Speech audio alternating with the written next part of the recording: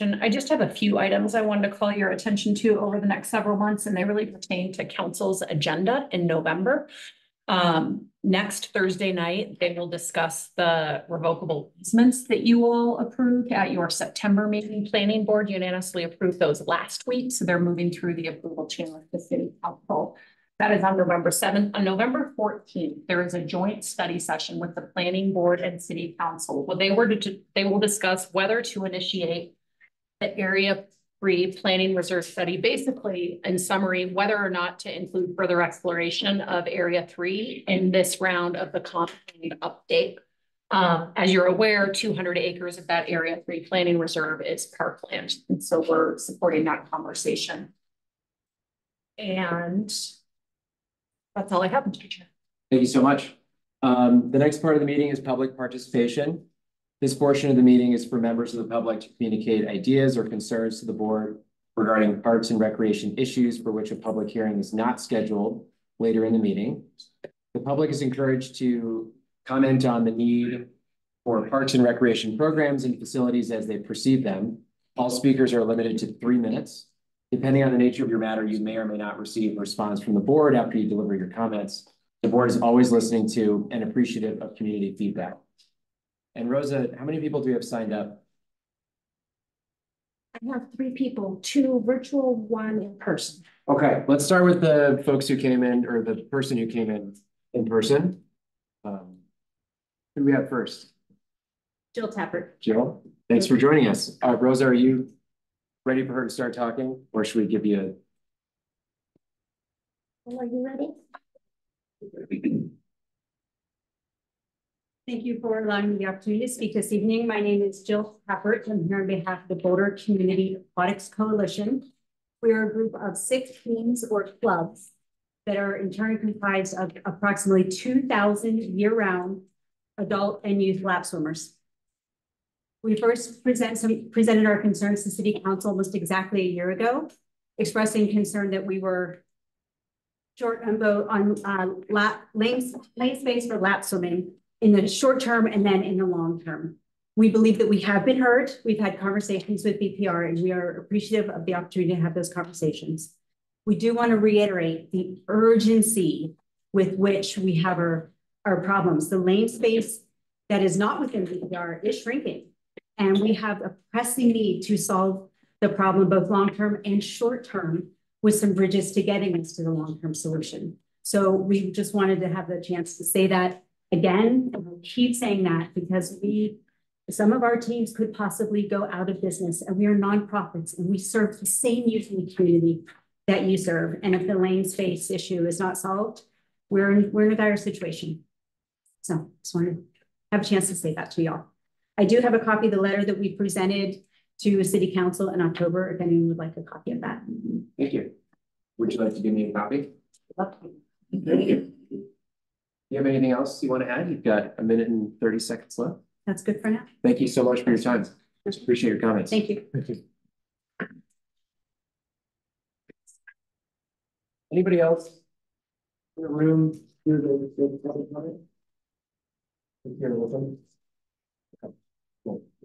Okay, let's go to our online folks. Okay, Mr. Chair, we have Aaron. You just said Aaron? Aaron Monsika. Okay. Aaron, hello, everyone. Am I audible? Yes, we can hear you. Thank you, first of all, for allowing me to speak. The technology seems to be doing what we expected it to do, so that's always a win. And thank you for the work that you were doing now. I'm wanting to speak specifically about the South Boulder Rec Center. And I respect the work that has been done. I saw the quote unquote report card, on full display there in the South Boulder Rec Center, giving it a very dismal grade.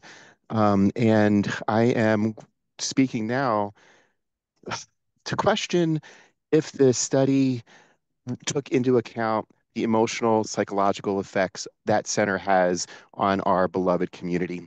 When we look around the country and all we see is doom and gloom, fragmentation of communities, polarization of families, the disintegration of the connective fabric that makes our country what it is, what makes Boulder so special.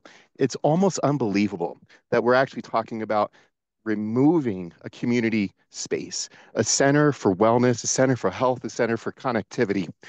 When the tragedy happened at King Soopers, when the fires happened, friends were spontaneously gathering at the South Boulder Rec Center, even when it wasn't open. We just didn't know where else to go. That was a vital part of our community. Whether it makes financial sense, long-term strategic sense, etc., I'm just urging that some of the factors that are considered are the quote unquote softer factors, not necessarily the bottom line factors, but what makes a community healthy and thriving. Again, when we see the challenges in front of us, the answer is almost always community. The answer is almost always gathering spaces. The answer is almost never, let's get rid of our community gathering spaces. Recognizing I don't have the insights that everyone else may have, who conducted the study, etc. I was shocked to see such dismal grades for a place where I never see anything but smiles. So thank you. Thank you so much. Who's our next person?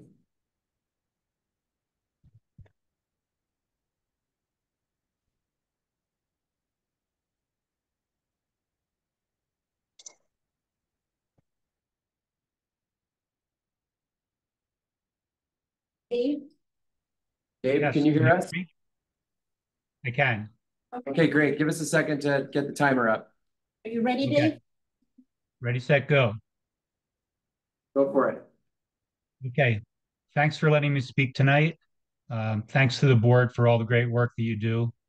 I've lived in South Boulder for over 40 years with my wife, and we've raised 2 kids here.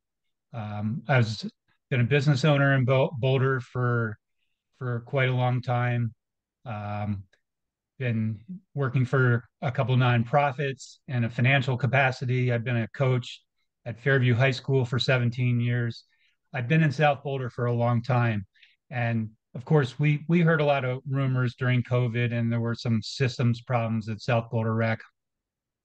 But when it finally showed up in print and we saw that there was a plan to just let South Boulder Rec Center fail as it may, I think it was a shock to all of us. And I've talked to tens, maybe hundreds of people so far that can't really view South Boulder without having its own rec center. I think Aaron made a lot of good points.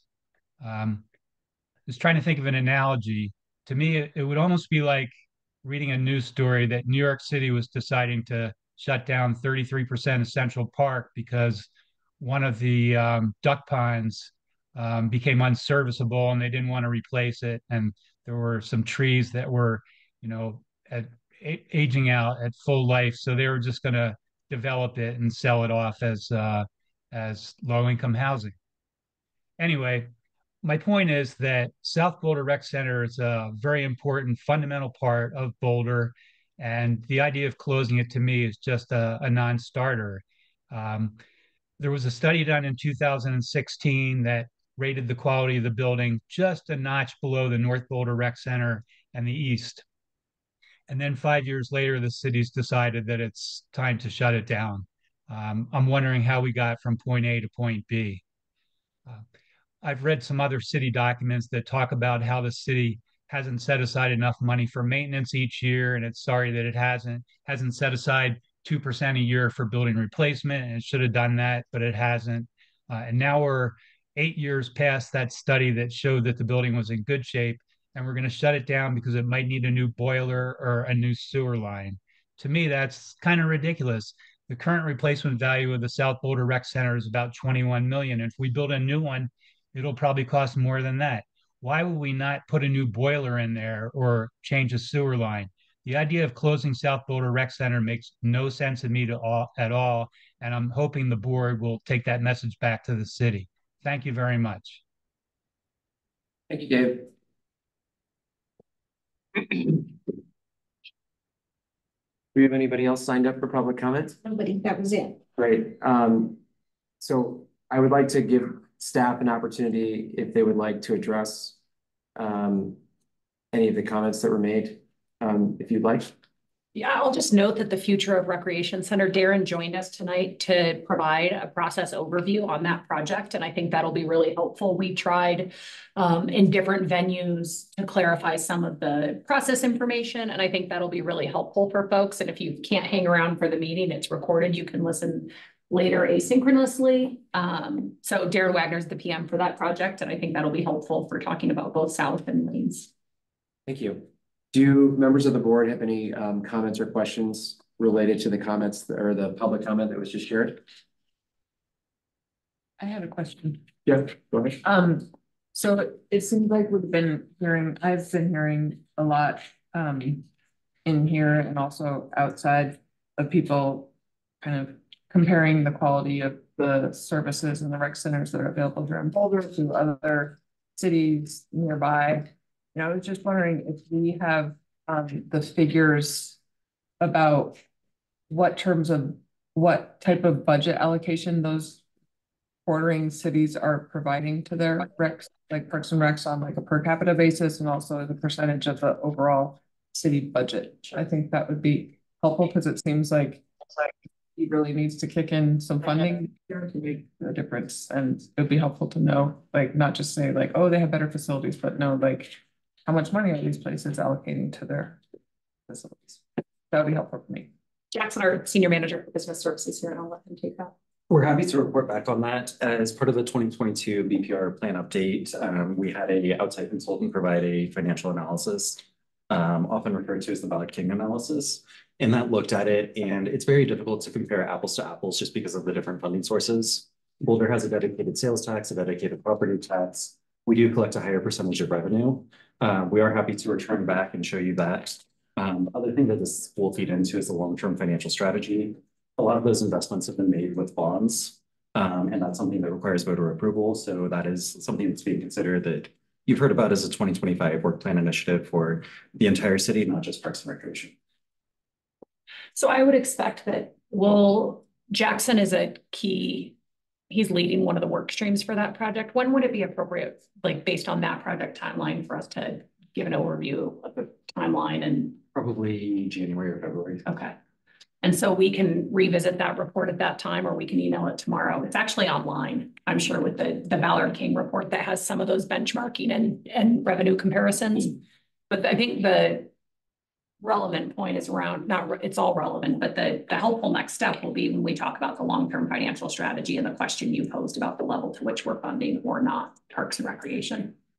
Can we just go back on this overall? I'm a little confused about the bond measures and the timing of this long-term financial strategy and how, for example, if there was a bond measure for these rec centers, where would it fit in and when would it happen?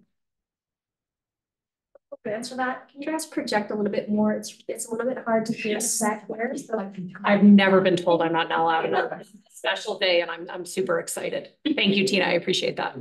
Thank you, Tina.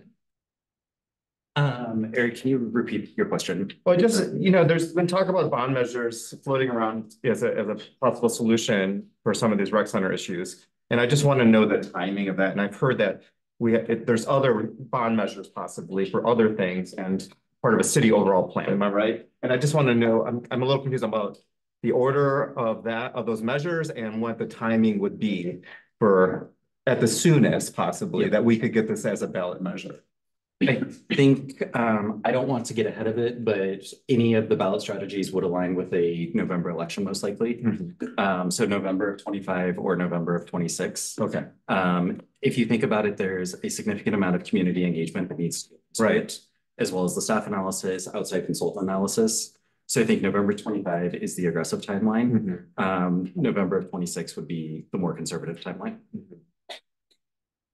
And so we don't have the answers to what ballots when. That's the work that is outlined. And what I heard Jackson say is that in January, I know it's being developed right now. There's really rough timelines. We showed it to you. Is it in the budget presentation tonight? I also have a slide in mind too. Oh, perfect. Yeah. With the long-term financial strategy timeline? Correct. Awesome.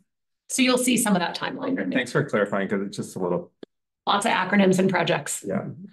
And then I just wanted to touch on Jill's comment first, just respond, because I did hear that another year-round outdoor pool was closing, the Elks Pool. So, you know, if you don't, other members, if you don't know, we lost the Rally Pool, which was a year-round pool a couple of years ago. Then CIC closed, and hopefully they're going to reopen its lifetime. I'm not sure that, but then the Elks Pool now will not be open this winter. And then, you know, if South Boulder Rec goes down, we're down 4 pools. So I do see the need here. I mean, I know there's a lot of needs, but that does seem like a lot in a couple of years for a huge portion of the population that swims. So, you know, it does seem like it's kind of urgent. Anybody else? Go ahead. We have on the agenda tonight the Future Recreation Center, so we'll have more opportunity to talk about that, right? I'm going to reserve some of my questions then for later. Great. I will reserve my question for that time too. So thanks so much for everybody who came and spoke. But let's move on with the agenda. So the next item is the consent agenda. And as a reminder, the consent agenda includes the approval of last meeting's minutes, the updates from the Director of Parks and Rec, operations updates, and also the planning, design, and construction updates, which you've all been provided with. So I'm going to ask for a motion to approve the consent agenda. Jenny, second. Second. Bernie, all in favor? Well, are there any comments or any discussion on the consent agenda before I do that? I do. I have one suggestion. When you're listing the capital construction projects in that grid, could you organize them by like design, completed,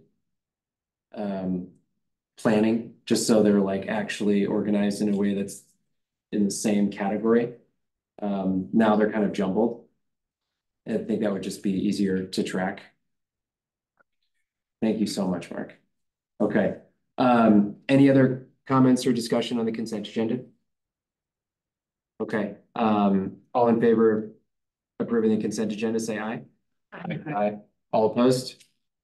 Okay, consent agenda is approved. That means the minutes from last meeting are approved. Rosa, send that to me for approval or signature. Okay, we have no action items, but we do have a hefty matter for discussion on the 2025 Boulder Parks and Rec fee schedule. So I'll hand it back to staff for that. Thank you so much. And I think Jackson, our Senior Manager for Business Services, presenting this item, supported by Megan, our Senior Manager for Recreation. I'll just note our Deputy Director is taking some well-deserved time off this weekend, so they're at it alone with no support. I'm going to be fine. I'm just kidding. We're all here. So members of the crowd, I know that I've introduced myself multiple times. Thank you for the continued process. We're going slightly out of order, and I am going to show you the long-term financial strategy.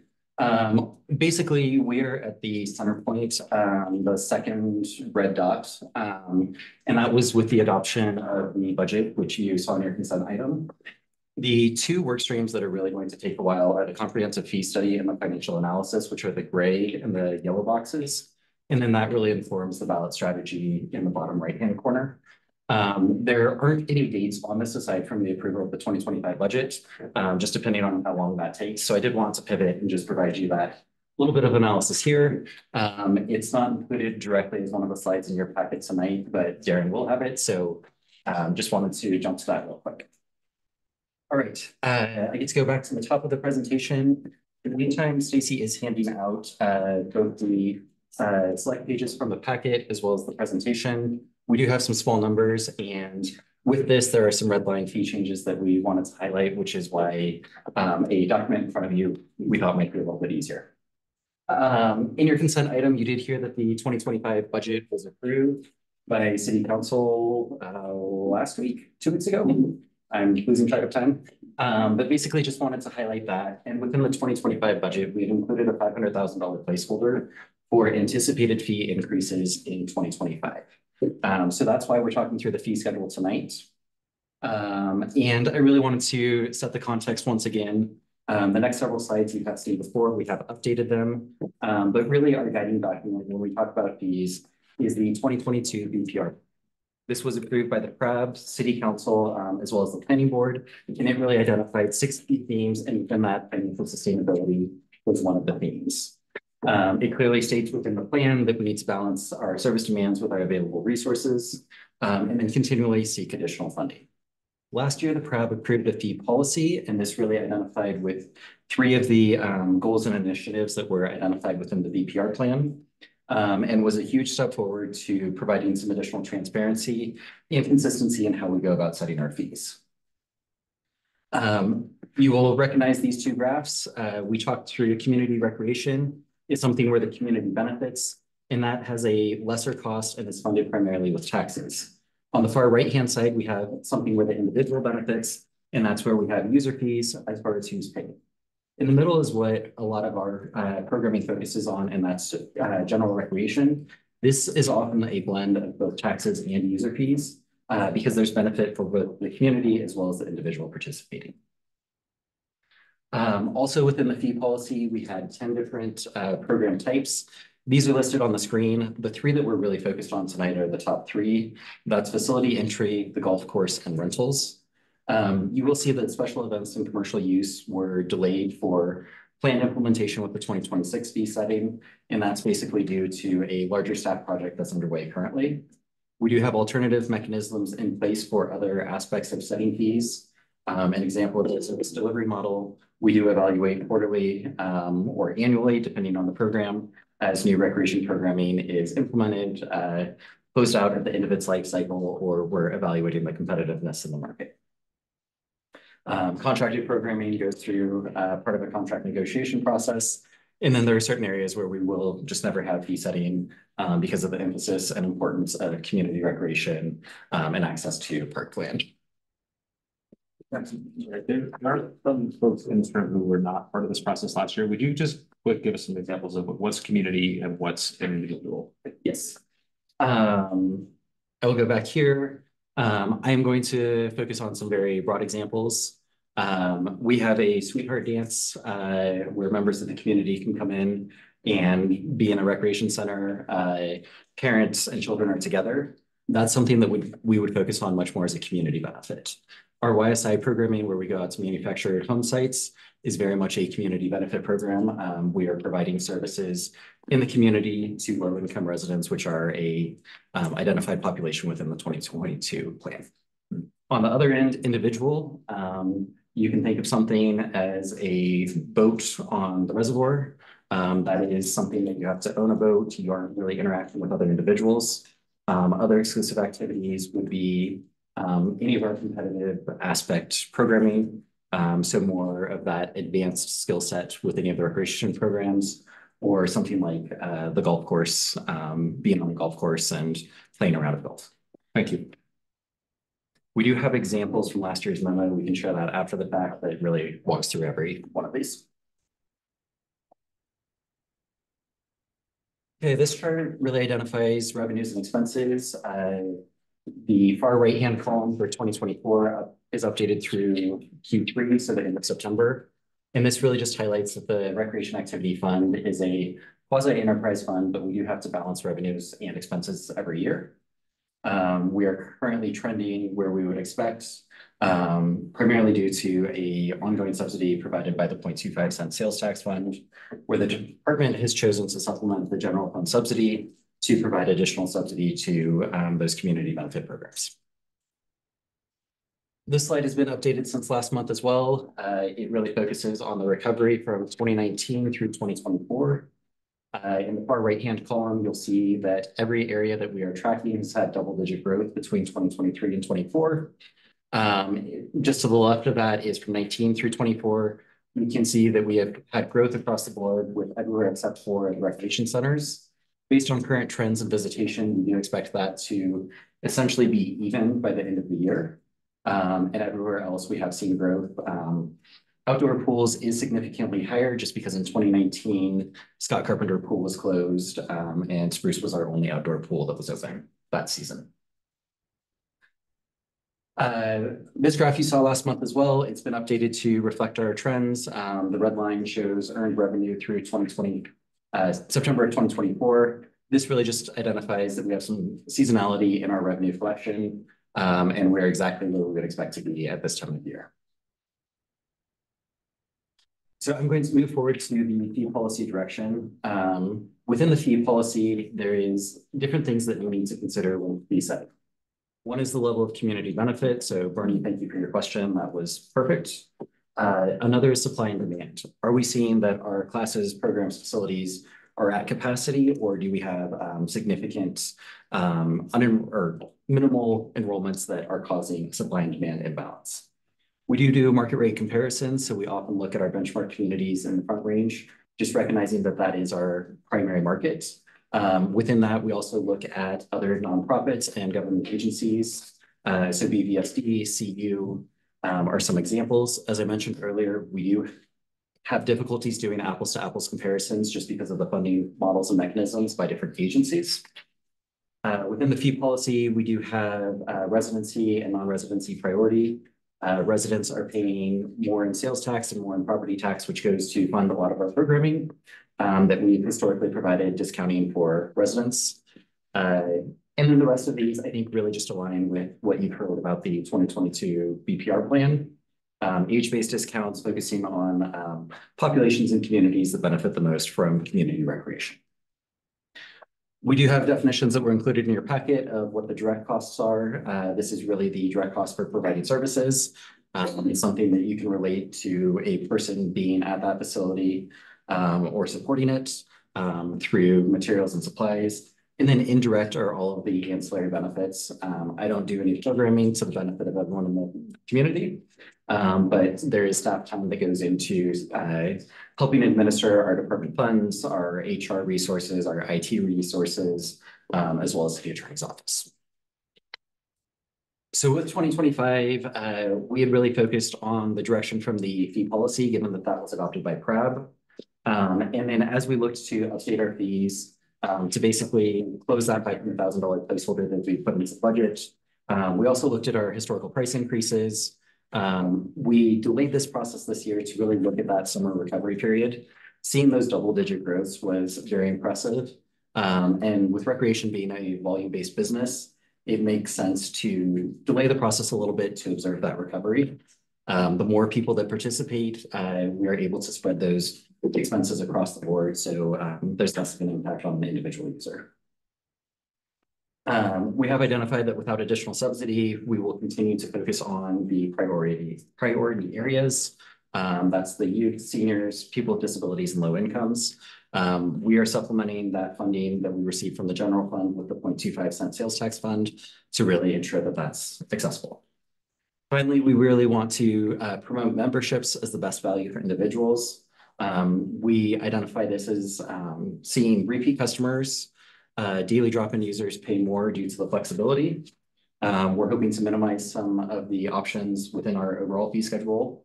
And then there's some added benefits to having memberships because of marketing efforts, as well as knowing who's inside of our facilities, having signed waivers and things of that nature.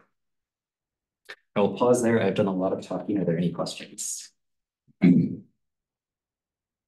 When you considered your fee setting, did you, you said you did market comparisons. Did you look at private sector?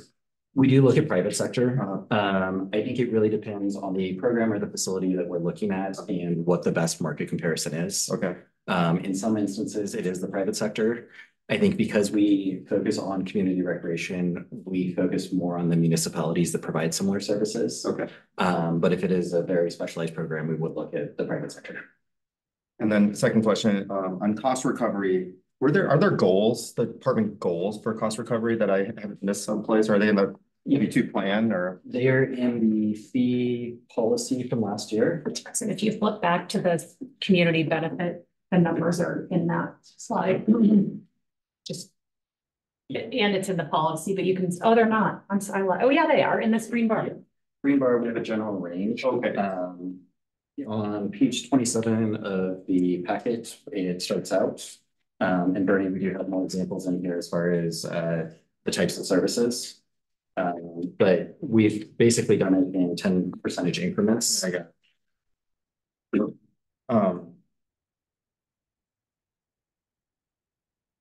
And then to me, it seems like, you know, the usage is coming back, right? So we're bringing in more revenue. I sort of question, like you said, these expenses are now getting spread out by more users. I sort of question the need for these continual increases at some point. I mean, we're getting hit by every end on price increases and inflation. It seems, I guess, you know, is it to try to get to these cost recovery numbers, or is it just because we need to continually increase, like, you know? I think it's two-part. One is we are attempting to meet our cost recovery numbers. The other is the market and increase in expenses we've seen. Yeah.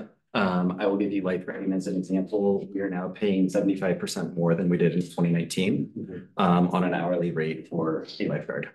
But my question is, isn't that offset by some of these increased users? Like, so, you know, that's it. Are those numbers there? Like, you know, or like, I do really question the need for continual increases, especially when I feel like our rec centers are declining. And to ask the public for more money to go to declining rec center, which we are going to talk about next, is hard. It's hard to go out there. And like, I get the feedback all the time about the reservoir.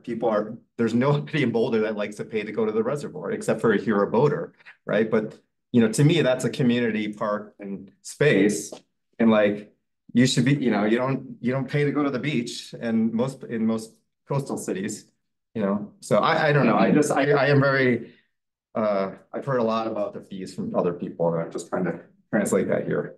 The challenge is that the budget does not balance. It's not about, I mean, yes, cost recovery goals is how where we apply the fee increases, but the budget does not balance without additional fees, because, you know, Jackson gave one examples around lifeguards, but chemicals for the pools, those are seeing a nearly double-digit increase. Utilities are seeing a significant increase. Stacy could probably give 6 more examples off the top of her head of where the prices have increased, and the volume is not enough because it's just getting us to where we were in 2019, but the costs aren't what they were in 2019. So it's great that the visitation is coming back, but the revenue has to grow to match the growth in expenses. And the other piece I would just note, you said something about the reservoir. I understand that there's a perception that it's a park. It is not funded by tax dollars. It is entirely in the recreation activity fund and funded by user fees. And that's just I love Deanna's question about benchmarking and other facilities. Our funding is very, very different. We've not had a significant funding increase since 1995. We've had some one-off bonding increases that have paid for projects. But from an operating perspective, there's not been an increase other than user fees. It's the only way we have to keep up with the cost of doing business. So have you asked City Council for a budget increase? So the city sets budget guidelines every single year about how to develop the budget holistically and not ad hoc and department by department. And those budget guidelines every year are set based on revenue projections that are developed with the CU's economic. CU's economic department. Department of Economics. It's not in the department, it's in the business school. But so they make projections on revenue based, and then they say, okay, we have this $500 million budget.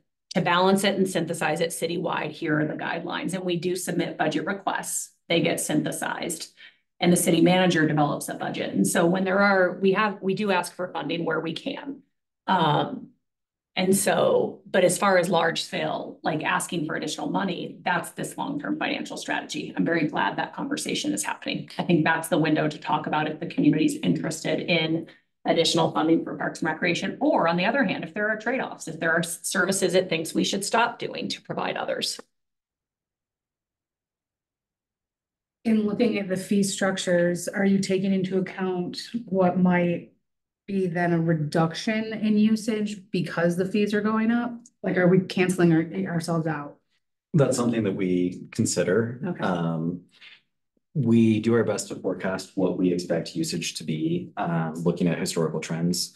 We don't think that the double-digit growth we've seen over the last year or 2 years will be sustainable moving forward.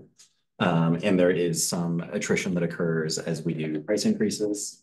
I would like to move forward to financial aid just to talk through how the financial aid program really supports this. So before we move on, Like, can you just talk a little bit more about like how we in this room, me and the crowd can like give feedback to the council, like, hey, like I already said, we all hear it all the time, like the parks are expensive, the rec centers are expensive. We're not necessarily providing as much value as facilities that cost the same amount in other cities. Sure. So how do we give that feedback to the city council? Elliot, do you want to take that first and then I can add to it, or? Well, you're entitled to speak to a member of city council about any matter, individually as a member of the board. And if we as a board want to provide feedback to council, we would have to vote on somebody, delegate them to provide that feedback. And that would just be part of our meeting process at some point. Do we transmit memos to city council? I mean, you know, last month we heard about our role as PRAB, and one of them is to provide recommendations to city council. And what you just kind of told me was a little bit more informal. Do we formally provide recommendations? Every year, we provide a letter to city council every year, laying out our priorities, and what we hope they will. But more specific, like on specific items such as this, like the Are fee we policy. gonna vote? This is not This is not a votable? voting thing, right? These are just informationally No, telling we us do what you're approve planning that to letter. do. We do approve that letter. No, this This- fee structure. Oh, the fee structure, we will vote to approve that. We will. Huh? So if we unanimously voted down, what happens then? I mean, That's is that an right. indication to city council, or is that horrible for the Parks and Recreation Department? So there's a couple of challenges so the budget has been approved and it has the placeholder for the fee increases. So we have to find a way to make an additional funds next year to balance the budget. We've calculated these proposed fee increases will get there based on usage, based on the math that Jackson and his team do. And so you can certainly provide input on the nature of those revenues. You're gonna provide input tonight. We're gonna bring an item back to you in November to discuss. And so you're not taking action tonight. Right. So you're gonna give us feedback and you're gonna tell us this stinks, do this differently, give us, tell us the math on this, and we'll come back to you in November with a balance. But whether we make additional money next year would be pretty problematic if you were to say, no, hold all fees. So this increase is $500,000. Is that what the budget placeholder you said was? So these increases will get to the $500,000. Correct. And that's about 2.8% of our overall revenues. Okay. Just for Parks and Recreation. Correct. But just to get to Jenny's question though, let's just say theoretically, we said no, that's a recommendation, right? To city council. Does city council ultimately approve the fee increases, or do we have the authority to do that? Or are we, like, what does our voice matter in the process? So Parks and Recreation fees are not codified, meaning they do not go through an ordinance change and they do not require city council approval. Technically, they also do not require your approval. However, we are seeking your recommendation on this matter as outlined in your roles last month. It's not a shall, you don't have to approve them. And so if we were to hear your feedback tonight and come back with a revision in November, and if you were to not approve it, we would pass along that feedback, but it's not a required approval. We don't recommend these fees. I see, okay. Did that answer your question? A little bit. I'm just trying to figure out how we better give our recommendations to city council directly, like formally or informally. I mean, like, are we transmitting memos on these things, or is it seems like everything's going through the department, whereas last month we heard under our charter, it's really to provide recommendations to both departments, like Park and Rec and city council. Yeah, I mean, that's partially true. When we have action items we vote on that are shall issues per the charter and per the code that then go to city council for approval, we're giving our recommendation on a specific issue. The budget's a big one. Sure. And there are a couple of others. We submit the letter each year to council saying, here are our priorities. These are the things we want you to fund. And, this past year, we were pretty clear about things we wanted them to fund and fund at a greater level. And then we've done this before. We can submit a resolution. Yeah, we got no response from that one, right? Like we also can approve a resolution as a board to council, which we've done before. Okay. If we feel very strongly about a certain issue. But no, we don't transmit memos to council. We work with staff to ensure that they're operating effectively and that we weigh in where we can with recommendations in the shall items. But that's the nature of our connection with council as a board. But we as board members can always go to council and say, hey, you know, we want more, we feel like, or I feel like as a board member, this needs to happen. I'm hearing this from the community. What's city council's approach to this? You know, when are you taking this up in your budget? We can attend meetings where they're discussing items that we talk about and we can weigh in. There are ways we can connect with them. Like, is there any reason why we couldn't create a memo on a topic that we cared about and transmit it to the board as a matter from this board? Yes, we certainly could. We could vote on that and say we want this transmitted to, we want this provided to council, and they have the discretion to read it. Or not, right? Or not. I mean, I think our collective voice is a lot more strength than individual conversations with city council members. If we feel, if we are agreeing on a issue that is very important to us, you know, I think they need to hear that from the PRAB and not necessarily from the department. I think it comes, we're different roles here a little bit. Yeah, no, I agree. And I think that if we speak as one, that carries more weight, I would say, than just if one person with their personal views connects with council. But certainly an option if we want to talk about that at some time, you know, during a meeting, or if we want to, as part of our agenda setting, you know, set something up. If there's an issue that really we feel strongly about that we want to communicate with council on in writing, we should definitely plan that out. But it's certainly on the table if we want to go that direction.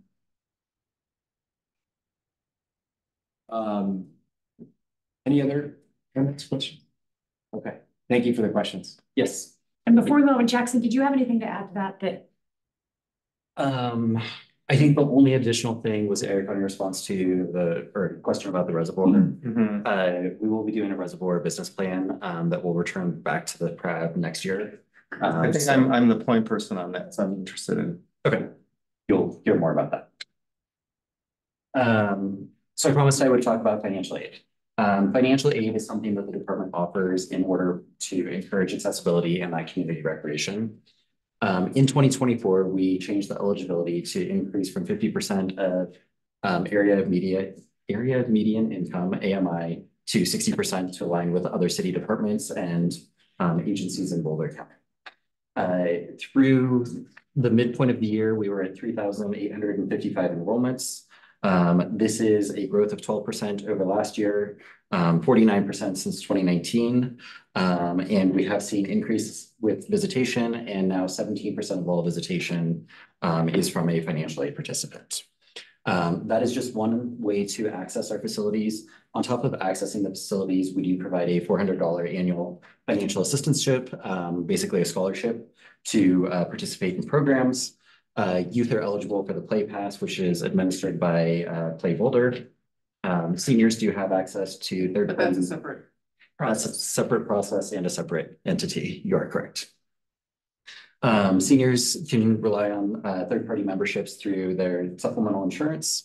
We do see 90% of seniors are actually accessing our facilities through third-party memberships at this point. And then we offer age-based discounts in line with early 2022. I think this addresses some of the concerns about the accessibility of the community. Obviously, this isn't everyone, and it's very unfortunate if you're a dollar over the 60% AMI, you're not eligible. So that is something that was identified in the BPR plan to focus on a sliding scale or some sort of mechanism to support those that are just over the threshold. I'll pause there real quick. Any questions on financial aid? So AMI in Boulder is about, what's that? 75,000 or something, or? For one person, I believe it's 65,000 right now. I believe for two people, it's. What about a family? Oh, like family of 4, 75-ish. Okay. We can pull that. And... No, I just want a ballpark. And then, okay. Do you know the total? If we weren't to give financially, what is that total dollar amount? Like, if you know what I mean? Yeah. Is that, can you pull? Is there? We update this every year. There's two different mechanisms or two different ways of calculating it. One is based on the actual usage of what is the charge per visitation. The other would be what is the value of membership that they're receiving because it is over the course of a year. We calculate that each year and request that as part of the budget process to the internal city budget. I believe last year it was about 600 to 700,000 just for the financial aid discounting. Okay. Is there a reason why Play Pass is rolled into the like financial aid program, like the program $400? PlayPass is administered by Play Boulder, which is a separate entity. So it goes through that application process. It can supplement the $400 that BPR provides. No, I'm just saying to like make it easier for people to get the money. It's not separate. They do Play Boulders grant based, so they have to do it through their own organization. And we do work together to our like they use our form as a qualifier for their program, and their form is designed on our form so that we can use this. So people aren't having to do the same thing twice. It's just the same thing they're submitting to two different entities. How much work is it to get the financial, like, you know, for like, you know, these kids are going to the pool in the summer, like. To apply for it is not. Play Boulder, last time I helped people with Play Boulder, I thought that was not reasonable, the amount of questions. Yeah, you're just that you had to provide, but I feel like I'm filling it out myself and helping other families that the City of Boulder one is reasonable. If you look at that change from 2014, which is the year on the left, if you can't read that 6-point font, I can't read that either. It's the year on the left is 2014, and that significant growth is a reflection of two key things. One is that we did look at the application. It was like 10 pages. It was mainly in English. We streamlined it. We reduced it to less than 4 pages. We also made one point of entry. So if you qualify for appropriate housing with Bolding Housing Partners, if you qualify for the city's food tax rebate, if you qualify for these different entities, we're taking that. We're using that one door policy saying you don't have to reapply with us. The other thing that has changed is the way we have communicated and funded the program. So in 2014, financial aid gave you a 50% discount to our facilities. When Boulder voters approved the sugary sweetened beverage tax and the Health Equity Committee created this grant making process that funds the Play Pass, that also provides funding for our Requity program. When we got that funding for the first time, we piloted it with some Boulder Housing Partner sites and said, what if we make it free? And visitation quadrupled. Folks who had a fully free pass, not only did they get the pass, but they came and visited the facilities. So we've also applied for Health Equity Fund grants, and that has allowed us to expand that program. It doesn't fully fund it, but it makes it free. And the difference it's made for folks to go from a 50% discount to fully free is, as you can see, it's significant. And we're so proud of this number because it really is years of work. I'm certain the application process continue to get easier. Oh, the other thing we changed is it used to be you had to go to the Iris Center Monday through Friday, 8 a.m. to 5 p.m., which is incredibly a limiting factor for folks who don't have that flexibility. You can now walk into any recreation center when they're open and apply for financial aid or do it online. Thank you. Those are all really good questions. So these next few slides follow the order of the memo as well as attachment D. You will see some screenshots, so please feel free to view attachment B if you want some bigger size font. The facility entry fees are basically the daily entrance fees that people pay to access the recreation centers. The 3 recreation centers, the 2 outdoor pools, and then the Boulder Reservoir. The recommendation is to shift from a resident non-resident for the daily drop-in users to a flat fee. This would simplify the pricing and really align with what the department was doing prior to 2020. Our staff often lead with the question, are you a resident or do you live or work in Boulder?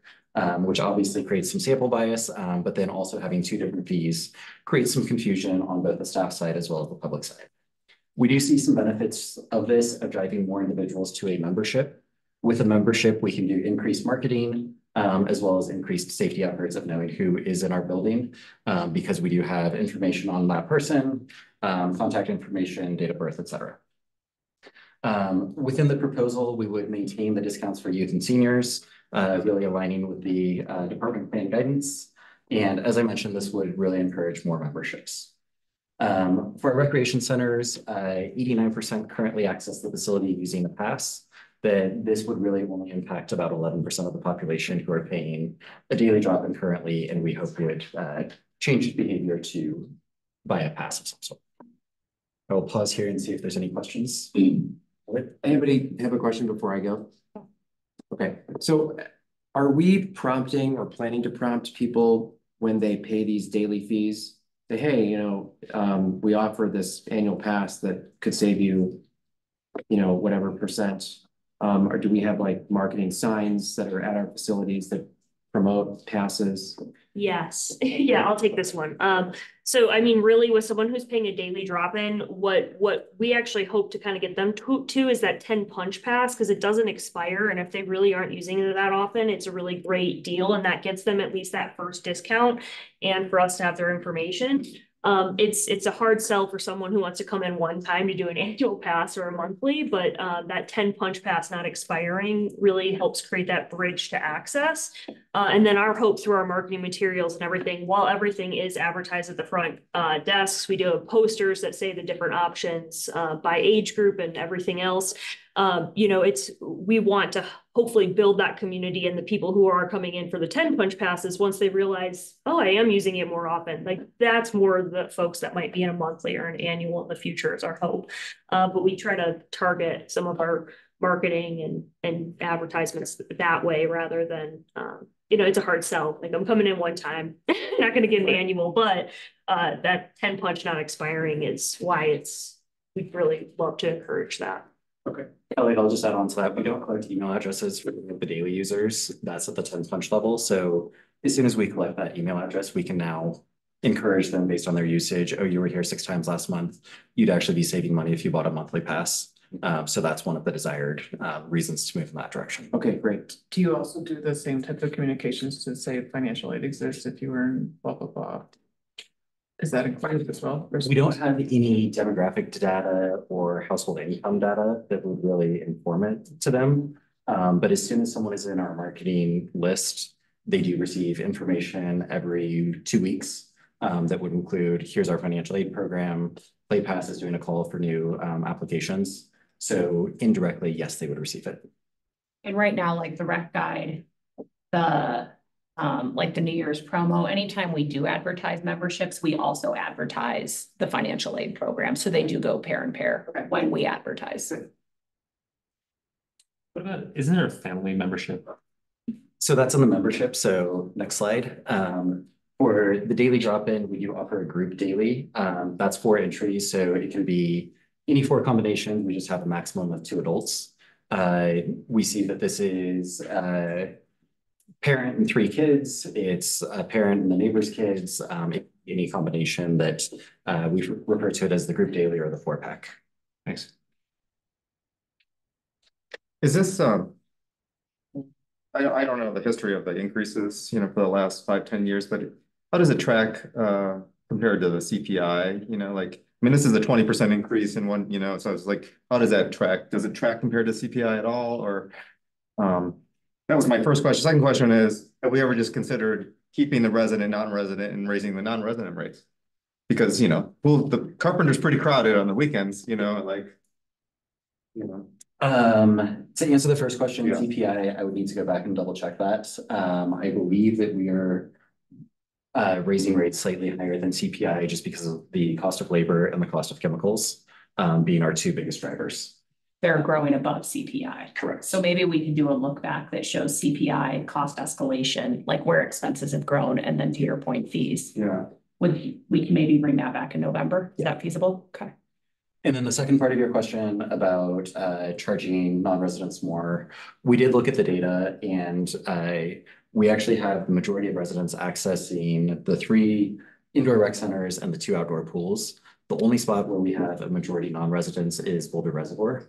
That we think having one consistent fee for daily drop-ins makes more sense. You will see on the next slide, we do charge a premium for 10 punches, monthly annuals, summer fun for non-residents. That's about 20% more than resident rates. So moving forward, for all of our passes, this includes the 10 punch pass, which you buy in bulk. Monthly gets you unlimited access. Summer fun is basically unlimited access to all facilities between Memorial Day and Labor Day. And then an annual pass is valid for 12 months. What we're doing here is maintaining that resident, non-resident rate, and then keeping the different age categories, so adult, senior, youth, and household. And there is a 5% increase across the board. This makes it for the 10 punch pass, there's a volume-based discount of 15% for residents. And then for all of the monthly and on passes, the break even is about 6 or 7 visits a month, just depending on if you're a resident or a non-resident. We do have data in here showing what percentage of users are accessing our facilities via pass. That you can see that the majority of indoor and outdoor pools are currently on a pass already. And just a personal shout out, the outdoor, the unlimited summer fun pass for family is a great deal. And then the other thing I'll mention, to your point, Eric, is we haven't increased fees for 2 years. The average fee increase for these passes is 4 to 5%, which is below CPI. When you're looking at the cumulative CPI over those 2 years. But that's on the memberships, but the daily is going up quite a bit. Okay. Okay, we're going to shift over to the golf course. Flatiron's golf course is one of the busiest in the state. I think you have all seen that the driving range is one of the top 10. So this goes back to the pricing based on supply and demand. The proposal is a 10 to 15% increase per round of golf. This equates to $1 to $5. Golf is a very individual benefit program, so should be at that full cost recovery. There's a proposal to add in tournament fees with the completion of the Ironwood restaurant. It makes sense that the facility can now host tournaments. And then we have other accessories, balls, carts, and clubs that would all have minor increases. There is a proposal to clean up some clarification with current practices regarding holidays. Annual passes is the only annual pass that we have split out into multiple age categories for youth, and we would just align that with one. Children 10 and under would play free with a paying adult. This really encourages that youth engagement. And even with these price increases, we would still be in the bottom half to the bottom third of market comparisons. And we'll actually have updated data from the meeting that our golf course directors attended tomorrow. Is that a new thing, that children under 10 with a paying adults free? That has currently been the practice. It hasn't been directly stated on the fee schedule, so this is calling it out directly. And again, just to remind the public, I mean, the golf course is open all year with the exception of a couple of days, right? Correct. Okay. I think there's 4 closures a year. We just golf a lot in January, if we're being honest. Yeah. It's open. It's gotta be cut, they have to get the snow off. Yeah, obviously there's snow, but still fun to golf in the snow. Jenny, what are you talking? It is, no, I know. I used to use the ponds when they were iced over as part of my fairway. Yeah. All right, shifting over to Boulder Reservoir. There are multiple things to do with the reservoir. So daily access, there'd be no changes proposed. It would align with the facility entry. So I guess that is in this type. There is the shift from the resident, non-resident to just a single daily drop-in. With the reservoir, annual pass would be a 5% increase to align with the other pass types. Boat mooring, which is storage, and then annual passes. There's a proposal to get rid of the resident and non-resident rates and just have a per boat fee. Because there's no general fund dollars or taxes going towards supporting this, we think that having one fee makes more sense, aligns with cost recovery, and is much more consistent with what the private market does for boat storage. Exclusive use rentals, we would align to full cost for adults, while maintaining a subsidy for youth, and then there's some small administrative changes that would occur to our billing practices.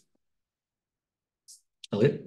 So just nuts and bolts, if this is approved, when do these new fees go into effect? These would go into effect January 1st. Okay, so if somebody in the public wants to buy an annual pass for the golf course on December 31st, it would cost $1,500, not $1,650. Yes, I need to double check as far as what our eligibility is. I think we only sell that the first 3 months of the year, and then it's valid for the year, but we will follow up on that for the November meeting. But just on that note, for the annual passes, and I believe we typically do a sale in December to let folks know, like to buy their monthly pass, their annual pass, their 10 punch before fees go up in January. That is possible. Okay, so you can do it for the rec centers for sure. Golf limits the amount because there's a huge trade-off with annual passes at the golf course, and it is a different business than the recreation centers.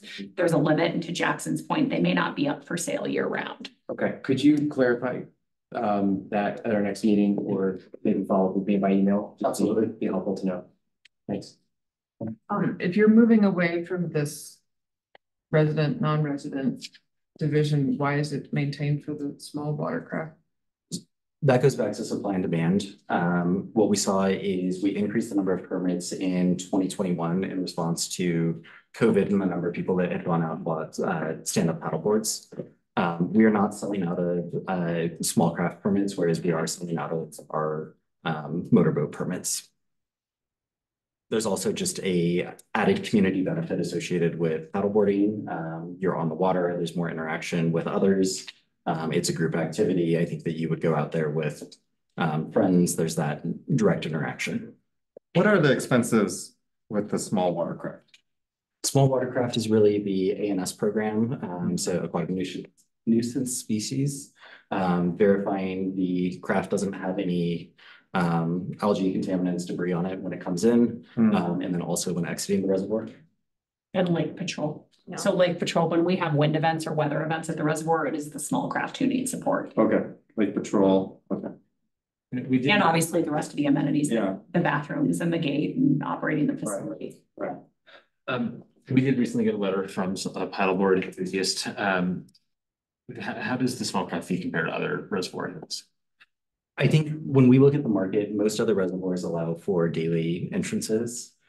Based on craft direction in 2020, 2021, it was decided that the annual permits made more sense for our small craft just because of the ANS. I need to clarify that the 2012 Boulder Reservoir Plan that's adopted by both PRAB and City Council banned one-day permits at the Boulder Reservoir because of the need to comply with aquatic nuisance species protocols. So they are not currently allowed by policy that was approved by PRAB and Council, the one-day permits. Okay, so I cannot bring my paddleboard in if I've been anywhere else. You have to have a permit.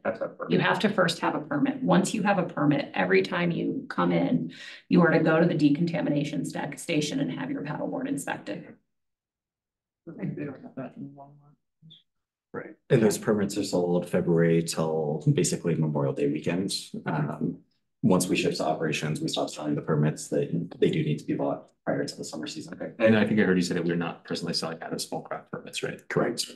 Why do you stop it? Why do you stop the? I can actually answer that. So I was in a meeting about this today, and so currently they stop it because we don't have the staffing capacity. Like once we switch to May, we switch to being able to operate and train the staff to do all the things. And this was the first season we hadn't sold out of those since the pandemic. So there hadn't been a need to keep the sale of them going. We stopped selling them on May 4th this last year. And so I know it's a question we would ask ourselves as part of the management plan. If we are going to continue to not sell out, when would we continue to sell them throughout the season to another point? But I can't answer that question until the management plan kind of helps us answer it. But so for example, yeah, that's. Yeah. Question.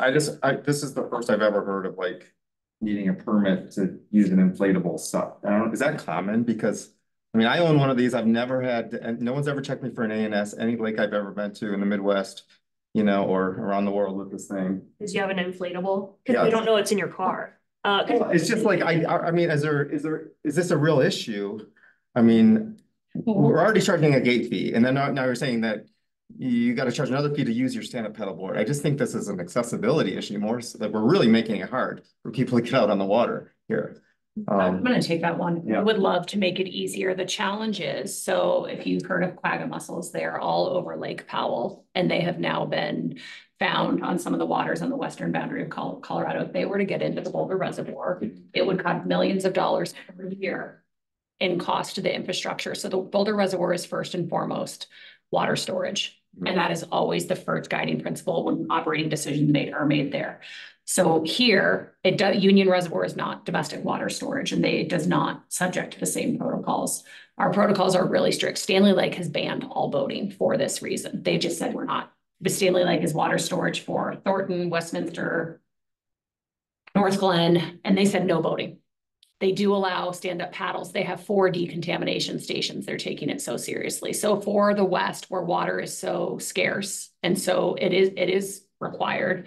And the policies are very stringent. I see it at the res. I see people show up with their stand-up paddle and they're bummed they can't just go out for the day. I would love to figure it out. It has to balance the water quality protection, and we haven't figured that out.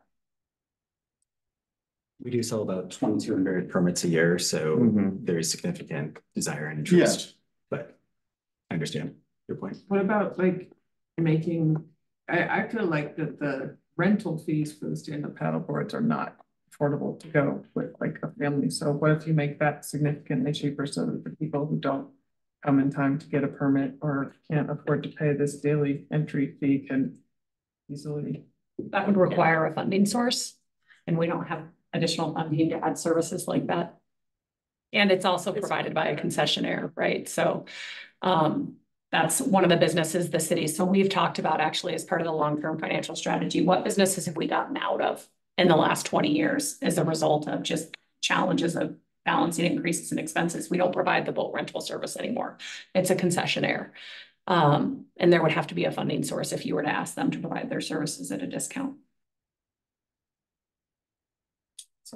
Can you clarify I had to ask this question, but like, is there an extra expense if it was just single day use? Like if everybody who wants to paddleboard has to pay the entrance fee and go by the decontamination station, why is it like, why not the single day and only permit? Like a lot of the people who get permits might only go 4 days of the summer. Yeah, or none. Or none. Just as a reminder, the current policy does not allow it. So it's going to require a policy change and an update to the Boulder Res plan, which is going to happen with this management plan. That policy can be looked at, but it is a capacity issue. We have one decontamination station that based on current boating traffic often has a line, and especially on the weekends because everybody has to go through. So if you wanted to add capacity, which we would love to figure this challenge out. I would suggest it's not tonight's conversation and we save it for the reservoir management plan. What I hear you all saying is you would love to figure out more ways to get stand-up paddles on the Boulder Reservoir. I think Megan can take that back to the team. We can make it part of the reservoir conversation, but I think it's going to be a big rabbit hole away from the fee conversation. Yeah, and just echoing that, since 2012, when that policy was changed all the way through the pandemic, we were having the opposite problem. We limited permits.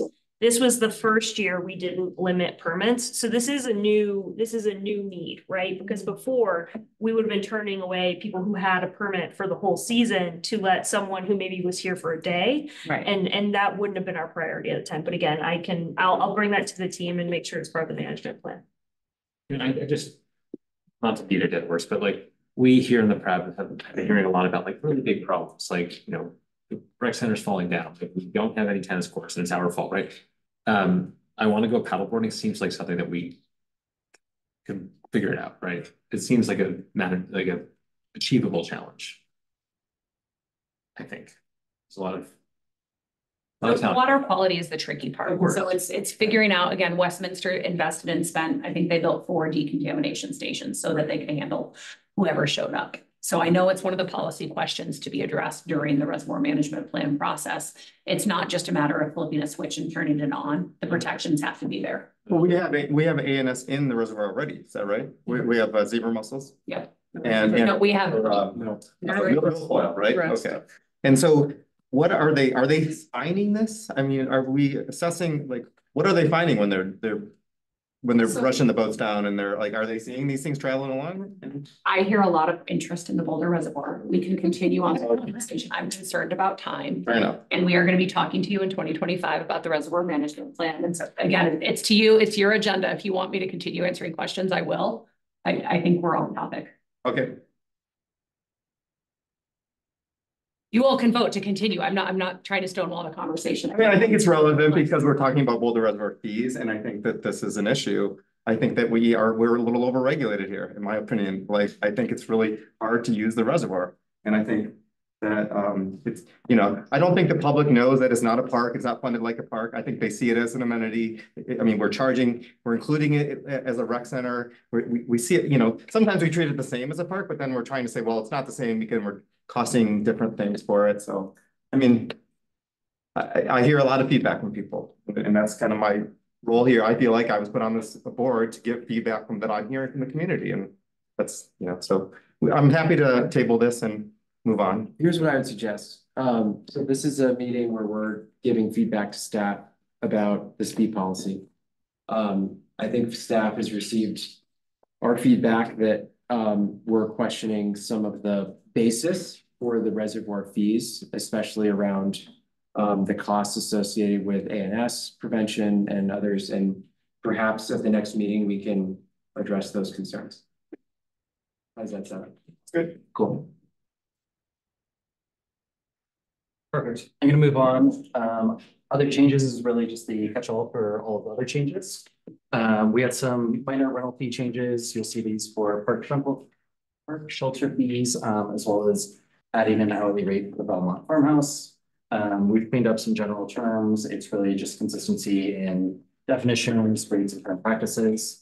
There are no plan changes for the outdoor court rentals. We really wanted to have new courts on the ground, to Bernie's point, before implementing any changes. Birthday parties have shifted to service delivery model.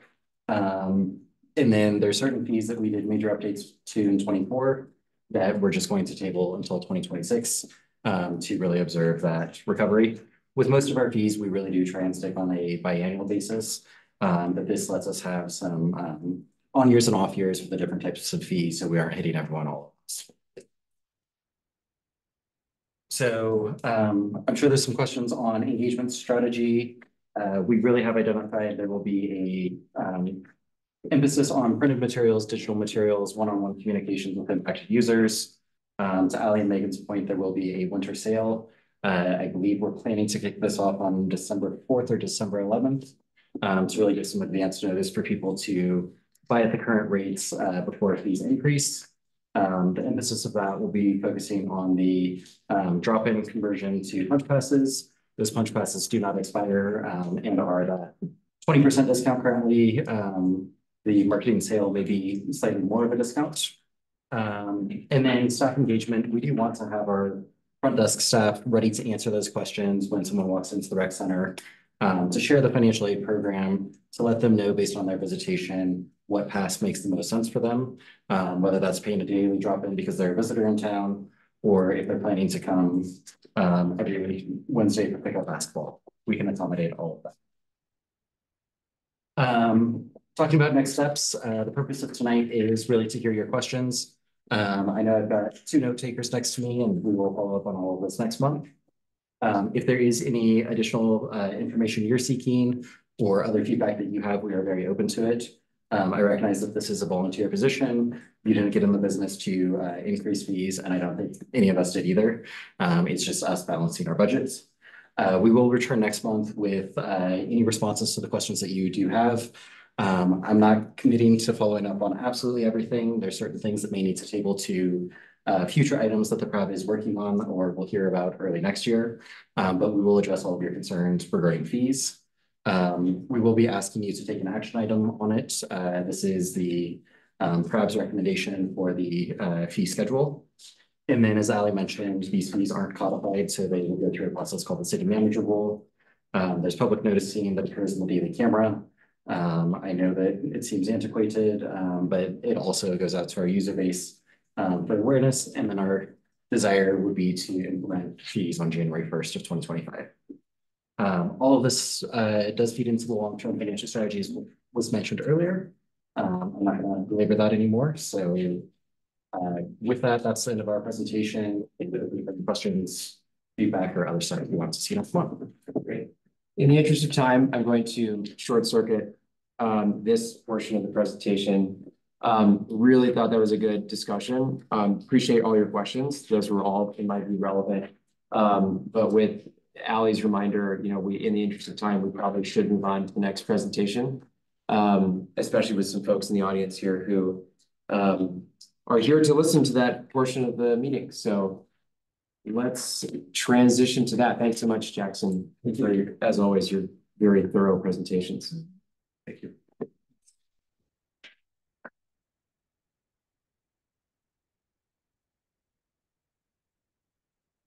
I'll share my screen. Drum roll, please.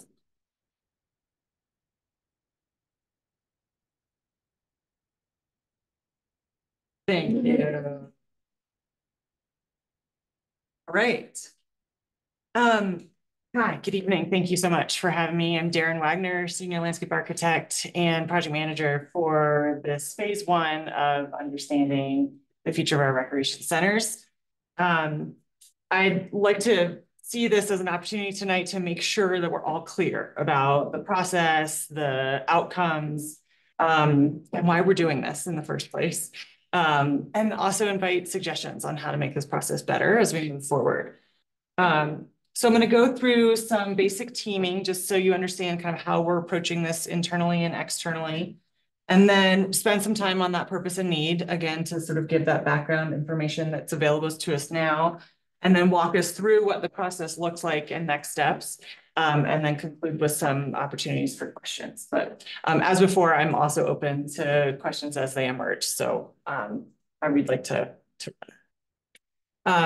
I would like to start out just by saying that we are approaching this from an interdepartmental standpoint. We at Parks and Recreation have a mission to support recreation, health, and well-being for our community. We're not so much in the business of maintaining facilities and structures, and that is why we're partnering really heavily with Facilities and Fleet, and we have Kristen Seeley here tonight representing that department and project managing from that side. We're also partnering closely with Housing and Human Services. The Agewell West Center at the East Boulder Community Center is an important component of that facility. And a lot of our services overlap as well as we talk about serving older adults, which is one of our priority populations. And so we have a series of teams set up and lots of meetings, but the reason why is because this is a complex project and we're trying to make sure that we're catching all of the opportunities and needs that are out there. And so we've set up various teams from across these departments to guide us at all levels of the organization. Also want to make sure that we highlight our partnership with the Boulder Valley School District. We know that the services that our rec centers provide for them are incredibly important.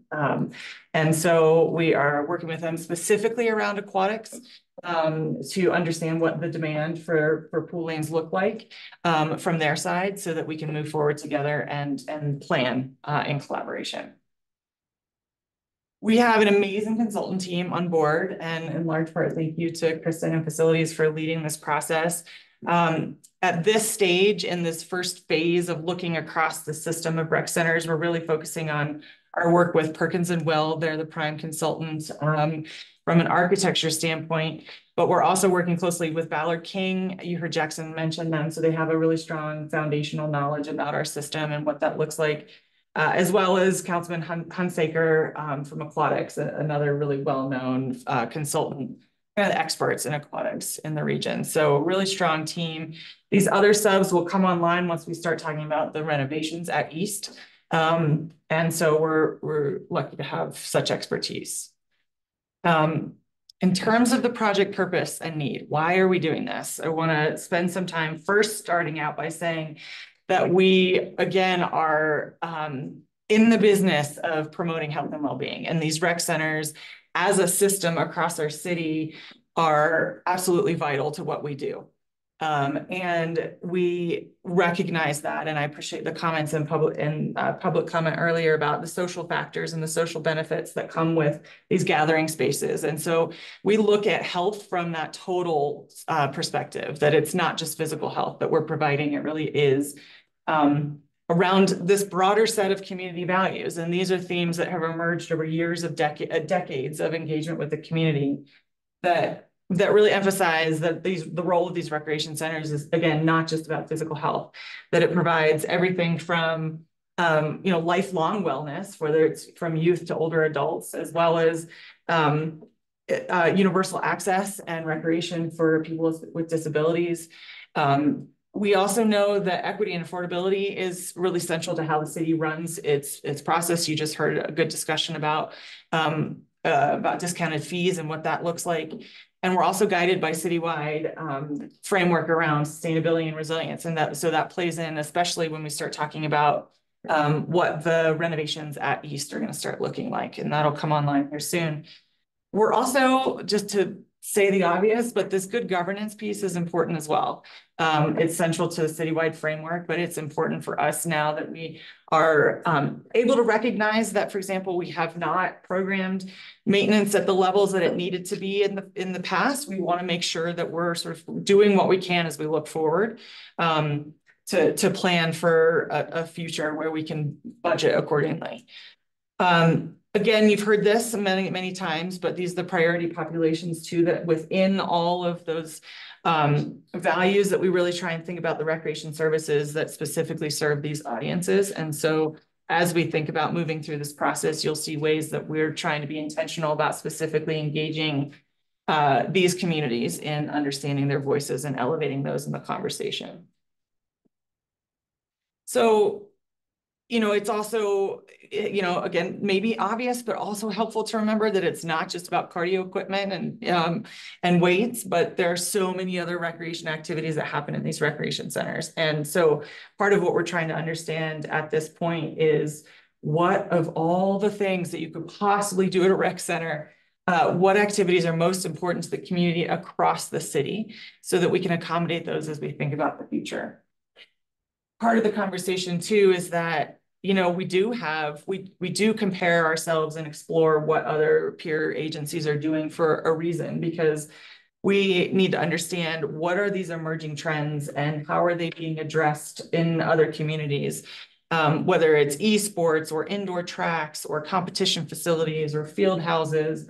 What is the universe of potential improvements across our system that we need to have an eye towards as we plan for the future of these centers?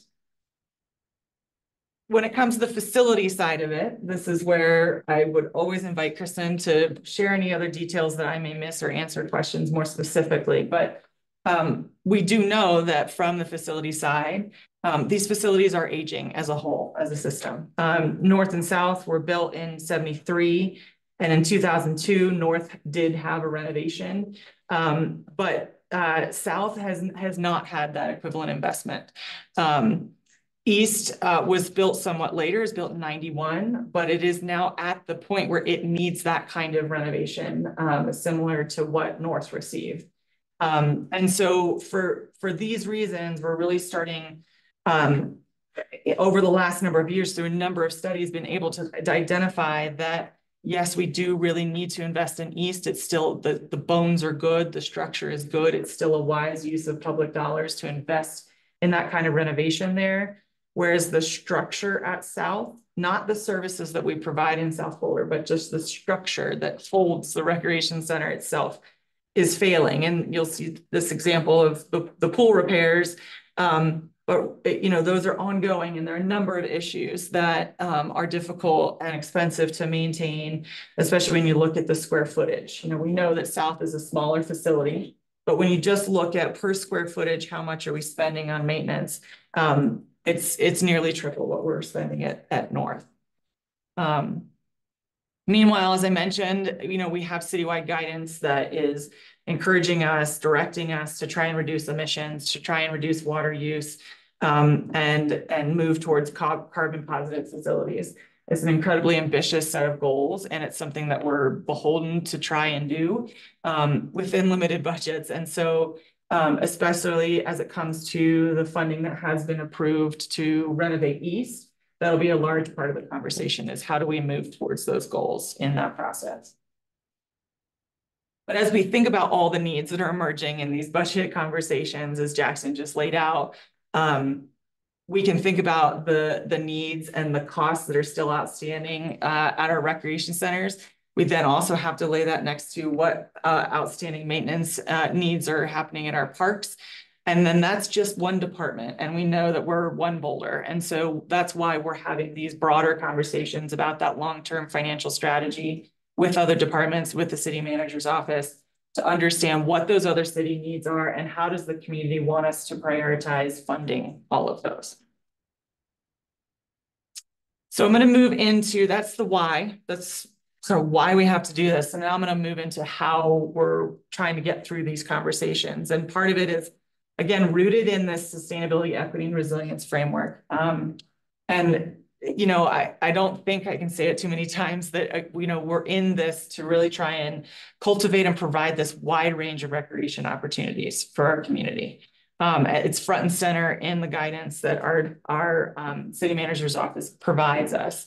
Again, supporting physical and mental health, all of these things are really central. And we know that through a number of past studies and planning efforts, this is not an exhaustive list, but it is a highlighted list of studies that and planning documents that have been done to show, for example, that the condition of South is such that a large infusion of cash to renovate the facility is not a wise use of public funding that we need if we fully intend to provide recreation services in South Boulder, but that facility itself is it's past its useful life essentially. And these past documents have shown that. And so as we think about what that means across our system of 3 recreation centers and what do we do about that, and how do we design the renovations at East to accommodate these needs to the extent possible.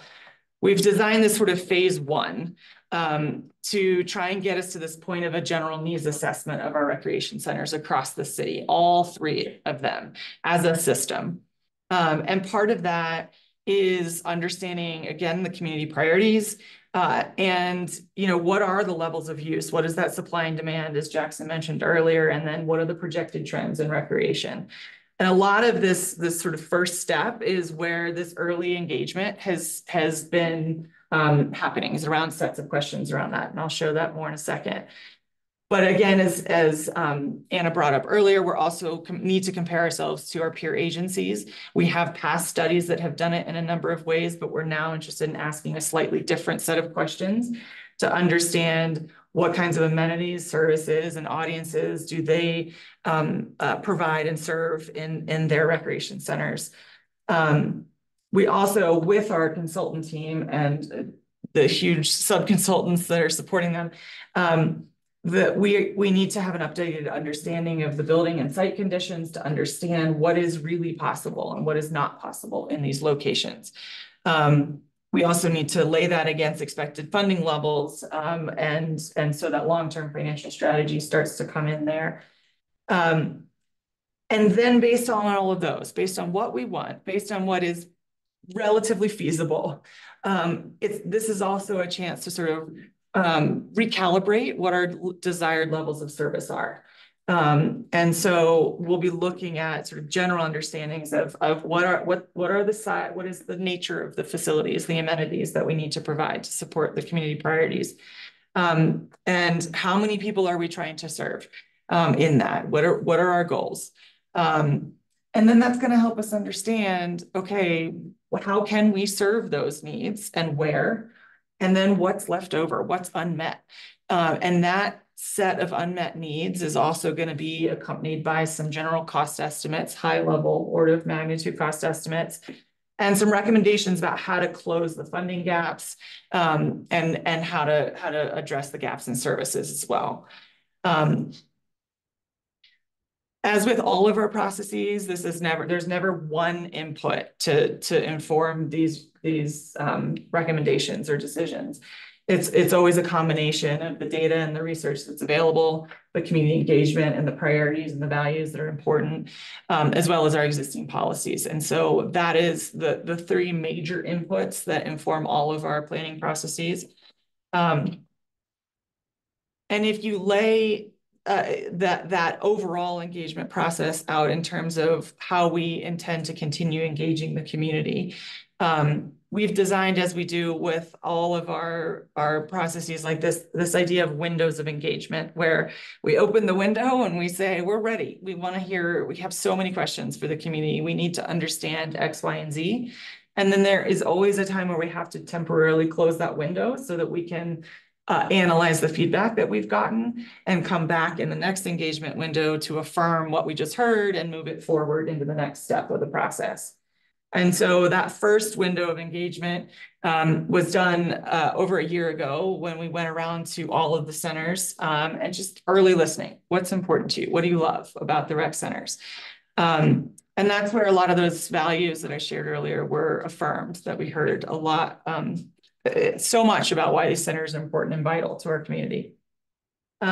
This past fall, just recently, the window of engagement that closed at the end of September was about affirming those values and then prioritizing the types of indoor recreation activities our community is most interested in seeing in our recreation centers. This next window that's coming up is then about, okay, of those most important activities, how can we start to accommodate those or continue accommodating those in our existing centers, again, as a system? You know, we've used the example for North, for example, where the gymnastics facility, the amenities and the services there are a magnet for that facility and exceptional. And so so maybe gymnastics is more or less taken care of. What other needs and where do those go of the most important ones, right? And so that'll help us develop some initial site programs. All of that will then give us this opportunity to develop some recommendations, which in and of themselves is for this phase one process, the kind of final engagement window where we'll come back out and say of everything that we've heard, here are these initial recommendations. What do you think? Is this an appropriate way to move forward into the future?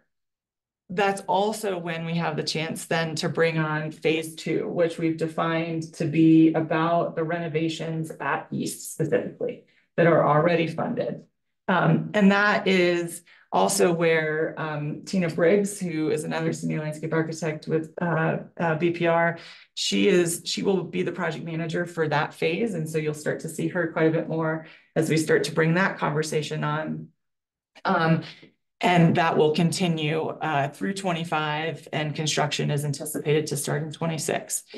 But of those unmet needs and of those funding gaps that are identified, that's really where this long-term financial strategy starts to play in. So that we're actually kind of ahead of the game in that regard, that we're trying to inform that process and advocate for the park and recreation issues that are important to the community. Another way to visualize the engagement process is this sort of inverted filter, only because sometimes it helps to, as we go through a process, to start narrowing in and focusing in on the most important things. And so this is just another way to see those engagement windows. And so again, in this last engagement window, we did a number of things to open up the conversations broadly. We were at the What's Up Boulder event, which is open to the entire community. We had interactive posters at each of the centers. We had an online questionnaire that had almost 1,800 responses. We met with community organizations and were invited to a pop-up meeting with the South Boulder neighbors. When we start looking at this next engagement window, now we'll have the opportunity to take what we've heard and start again sort of thinking about how to apply it across the system. And so one of the givens, as I mentioned earlier at East, will be this sort of deep, what we're saying is a deep energy retrofit to try and address these energy goals.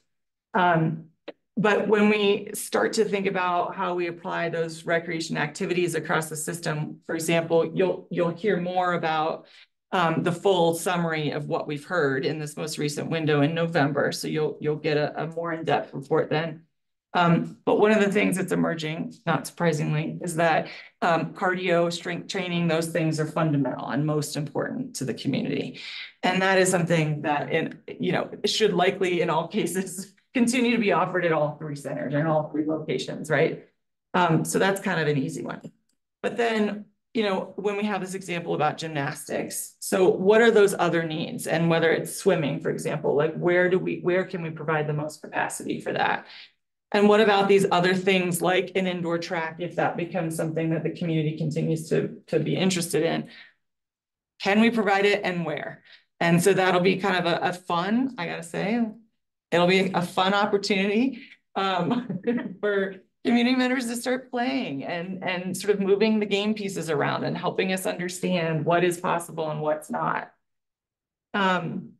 And so that'll look like a number of things. So in December, we'll start doing what we call micro engagements, and that is with our priority populations. And that's instead of saying, hey, we're having a big public meeting, come to us, we go to them and wherever they are, whether it's an age well center and we speak to older adults, or whether it's expand participants at a program and we try and connect with them afterwards. So we're going to try and elevate those voices of those priority populations in December so that we can take that into a workshop in January that will then produce a set of posters that reflect what we've heard from all of those conversations back out to the community. So about mid-January or so, we'll each of the centers have those posters out, again, with opportunities for anybody to come in and reflect and respond to those ideas.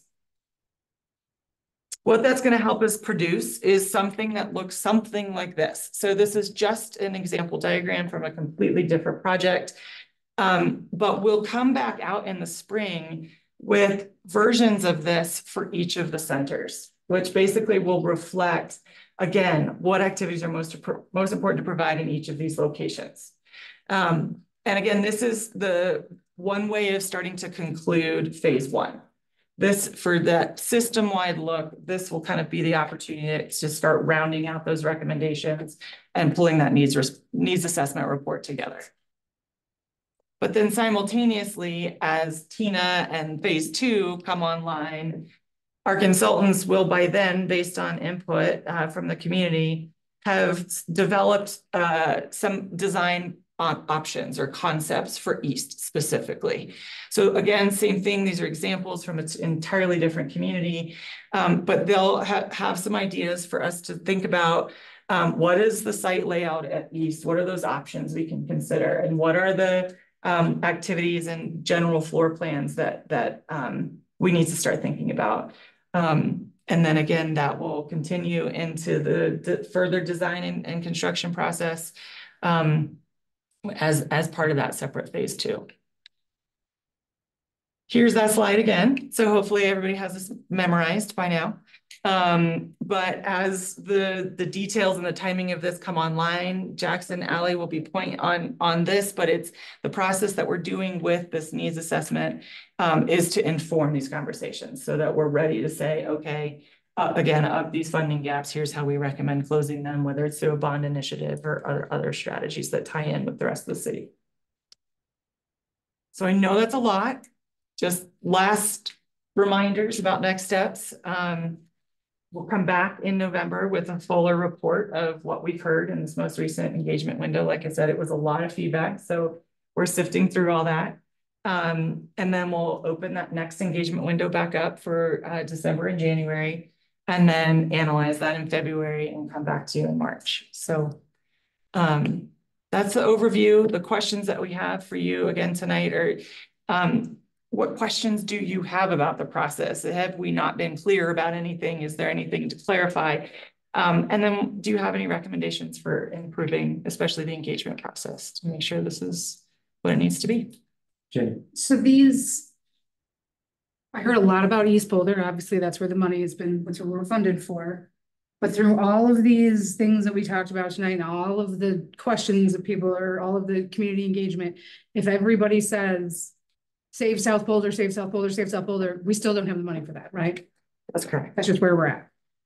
Yeah, so I want to connect a few dots here. Sunny asked earlier, have we asked city council for money? For a building, it doesn't work like that. If the way I've summarized this project is we're asking that we've heard the community for a long time. We want more, we want newer, better. And in other communities, the way that works and what we're about is, okay, what do you want? Tell us. We're listening now in this project. We've listened throughout various discrete projects on pools, on courts. We're talking about the facilities. What do you want? And then we'll cost that. And then we expect a community conversation about, would you like to pay for that? Because there is not funding to build a replacement recreation center, a new pool in the current budget. That's the conversation we see coming in the runway that is the long-term financial strategy. It is a lot of work, and I am so excited the conversation is happening. It's time. Because I do want to say too, like, as I was looking at the fees and I'm thinking about, you're talking about indoor track, like an individual monthly fee for our Parks and Rec system is exactly the same as the Y. It's the same exact cost. It's the new cost. It's $72 or whatever it is. They have three, I can go to 3 different Ys. I get free Pilates, free exercise classes, indoor track, indoor outdoor pool, like all of those things. So why are you, I guess, in increasing fees and talking about shutting down rec centers, are you trying to push people towards private or other entities? Because like, I mean, in looking at what we have going on here and what the Y is offering, there's no question I would utilize the Ys. They're better services at the same exact cost. But technically my tax dollars are funding some of the Parks and Rec, or I mean, a good portion of the Parks and, Rec facilities, yet I'm not seeing any benefit from that. So I'm sure you understand the community's concern with funding and the state of things, especially with the rec centers, because they're so important. When I used to live in Superior, I came up to North Boulder Rec for gymnastics. Now my kids are out of that age. And so now, as a family, we're trying to figure out where to go. And I wouldn't come to our Parks and Rec department based on the fees and what's offered and the issues that we have with tennis and swimming and things like that. So talking about going to city council again, like at what point will we just start to massively lose people that are, and then building housing and all of the people we're trying to stuff into Boulder right now, which I think is very important, but without having Parks and Recreation services, this is just a failing model altogether. So how do we figure out how to do this? And maybe it's a bond issue, maybe the community pays for it, but that is frustrating. And I don't know if that'll pass this time around. I mean, and if that doesn't pass and we lose such a large asset in South Boulder, I mean, I think we've got to get more creative in thinking about these options. That's negative. That's really, I feel like everything. No, I have a lot of follow-up there on a lot of things you said, some as an individual customer and a user, but I just want to be clear, what we are doing here is the model cities have used for recreation centers. Louisville chose to tax Excel for a major facility renovation and to fund the operations. And that's, that was the conversation they had in, I don't know the exact year, but just to be clear, like we haven't had that conversation in 30 years. And so I'm very glad to be having it. Right. And the facilities, you talked a lot about the combination between facilities and Parks and Rec. Does any of that funding for maintenance come, are we talking about, is there a portion of funding that comes from the facilities team? Yes. Yes. Okay. So facilities operates 74 buildings throughout the city, and we maintain the rec centers. We have a certain budget each year for the rec center for emergency maintenance, for just, regular preventative maintenance. We have that all budgeted out. Last question. You said the words, we fully intend to provide recreational opportunities in South Boulder. Wait, what if that facility fails? How do you fully intend to provide recreational opportunities in South Boulder? Yeah, so we're working through lots of different options. And if we decide, we could probably come back to the PRAB with more information about South. We're trying again to look citywide so that we can understand and plan for the possibility of some significant failures there. We're also looking at how can we keep the process moving forward in terms of getting ahead of, again, what those site constraints are, even just within that property, so that if there were a replacement facility, what is it that would even be possible? So we're asking questions and we're looking through what's possible as we move that forward. Yeah. And I'll just add, that statement is tended to clarify, we have no intention of divesting in South Boulder. There have been rumors that the city's just washing our hands of South Boulder. That is not our intent. And that's what we're trying to clarify there, that while yes, the replacement is not funded, again, we're embarking on this work. We're engaging with the long-term financial strategy to ask the community if it would like to fund a replacement. But when we say we fully intend to provide it, and we sure hope the community chooses to pay for it, we don't recommend divesting in South Boulder. We don't think that's what's right for the community for all the reasons we've talked about the system and the values of Parks and Recreation. Okay. And thank you. I mean, the community engagement and the way you guys reach out and all of the different things that you're doing to find out what the community wants is wonderful. So thank you for all the hard work. Sure. Any other questions? Yeah, I have a question. So I love that the conversation is happening, but a lot of the feedback I've been hearing is that the questionnaire wasn't really getting to the root of the issue. Or for example, like if you said to people who go to let's say South Boulder Rec, what do you love about South Boulder Rec? Like nobody would say, oh, I love the childcare, because there isn't any. And a lot of people don't go there who would go there if there were other amenities, and they're not being asked. So I just wonder how we can really ask the right questions to a broader population. And, you know, I just feel like we're not really, so far, what I've seen and from what I've heard from other people, I don't feel like we're really getting information that is going to push this forward in the direction that's really going to meet the needs of the community.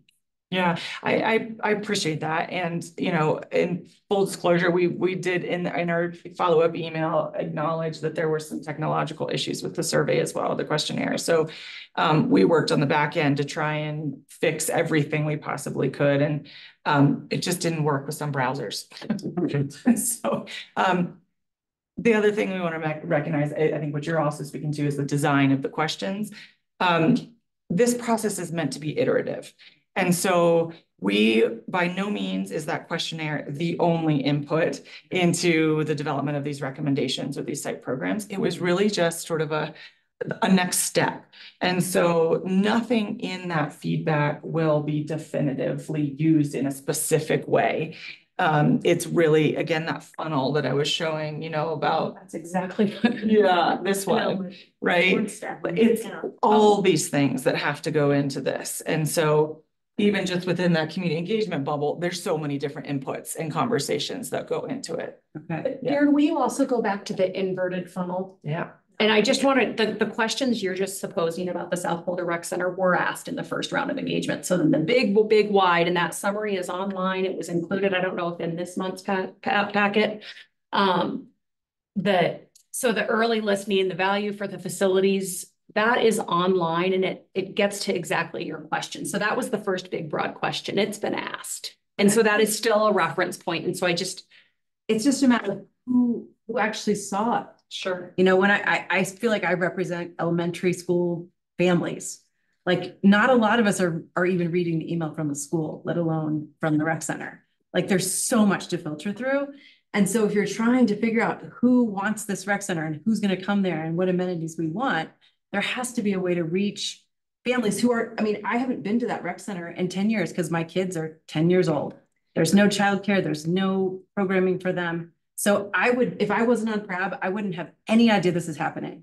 And everybody that I talk to when I go to, you know, the elementary schools, like they don't know this is happening. This is totally beyond the bandwidth of what most parents with young families can process. Right. So it's a huge population, and it's a huge population that's going to be in South Boulder for the next 10 years. So I'm concerned. I don't know. I don't have an answer. Yeah. But I'm concerned that we need to really focus on getting that demographic involved and asking them those questions. And I don't know if we partner with BVSD. Yeah, or sure. if there's a way to get to that group. I just pulled this slide back up because I also wanted to emphasize something that because South isn't, the replacement of South is not funded. All this initial phase is meant to do is to at least capture the vision of the community for now at a high level, so that it can get funded ideally in a bond measure or some other strategy, right? Once that happens, we would then, as we're doing with East, come right back to the community and spend way more time with the community as a whole. I mean, it's a citywide facility. It obviously has a lot of value for the neighborhood, but it is a citywide asset. But we would be right back having this kind of conversation where we get to get right back into the more details about, oh, wait, tell us more. Mm-hmm. And so by no means is this the last chance to capture the vision of South. It's really just meant to kind of galvanize that funding conversation. I just have a question, and maybe this is a little bit more about history, like I wasn't around last year, but to me, like, we've got the South Boulder Rec Center was built in 1973, hasn't been renovated at all, is in danger of failing, closing permanently. We've known about this. And yet it seems like we're prioritizing the renovations at East because we have the money for it. But to me, like, the priority should be figuring out what to do at South first. So we don't end up with a facility that's closed for 3 years while we're doing renovations at East and trying to get a bond measure. How did the East become a priority over South? Yeah, and Kristen or Ally, feel free to weigh in. If you look at the overall scorecard that was developed in the facilities plan in 2021, East it's just a little bit better than South. Like it's at a point where it needs that investment in order to sustain it for another 20, 30, 40 years. But can you table it for 5 years? Or is it that like? We're seeing some failures at East that we have been seeing at South. And if we don't invest in South or in East right now, it will become another South, facility wise. Okay. And it's also, the funding has been voter approved also. So it's, that's been identified as where that funding should go towards. I also want to correct a narrative that I'm hearing that I think is, it's inaccurate and I just don't think it helps. There was a renovation at the South in 1999. And an effort was made at that time to help it serve the community better. I think the reality is one, between the condition and the design, it's those two things together. If you use the term home buyers use when they look at a home they want to remodel, East still has really good bones. It's a candidate for a remodel. South does not. Not only does it not have good bones from an infrastructure perspective, it does not meet modern needs from an accessibility standpoint on multiple levels. If you are a community member who has a caregiver, you have nowhere to go where you can have private space to change an adult with a disability or support them in their recreation needs. If you are an adult who has any kind of mobility limitation, you are having to walk into a facility, get a key, walk back out to a facility to use an elevator that was MacGyvered on, at some point later in the design. And so I hear, and I want to, again, folks in the room, folks listening, I worked at that facility on the daily for 5 years early in my career. It is a special place. It serves special folks in the community, but it really is time to be planning for the future there. But then, sorry, there was another part of the notion I wanted to correct. We are spending hundreds of thousands of dollars to keep this facility alive. I don't know what the total is in the last 5 years, but it is hundreds of thousands of dollars. We are not trying to, again, divest or have the facility closed. That is not our intention. We've probably spent close to $600,000 in the last 5 years. In the last 5 years, just trying to maintain a subpar service. I hope it doesn't have to close. I mean, I hope that we can get this. I love this system plan. I think it's a great opportunity to take a look at everything and, really, do it right this time with these 3 centers. But I would really hate to see it close for a number of years while we're trying to figure this out and there's no money for it. And then the community's left with nothing at that point. I really hope that we can, just get it along and at the same time be working towards this bigger plan.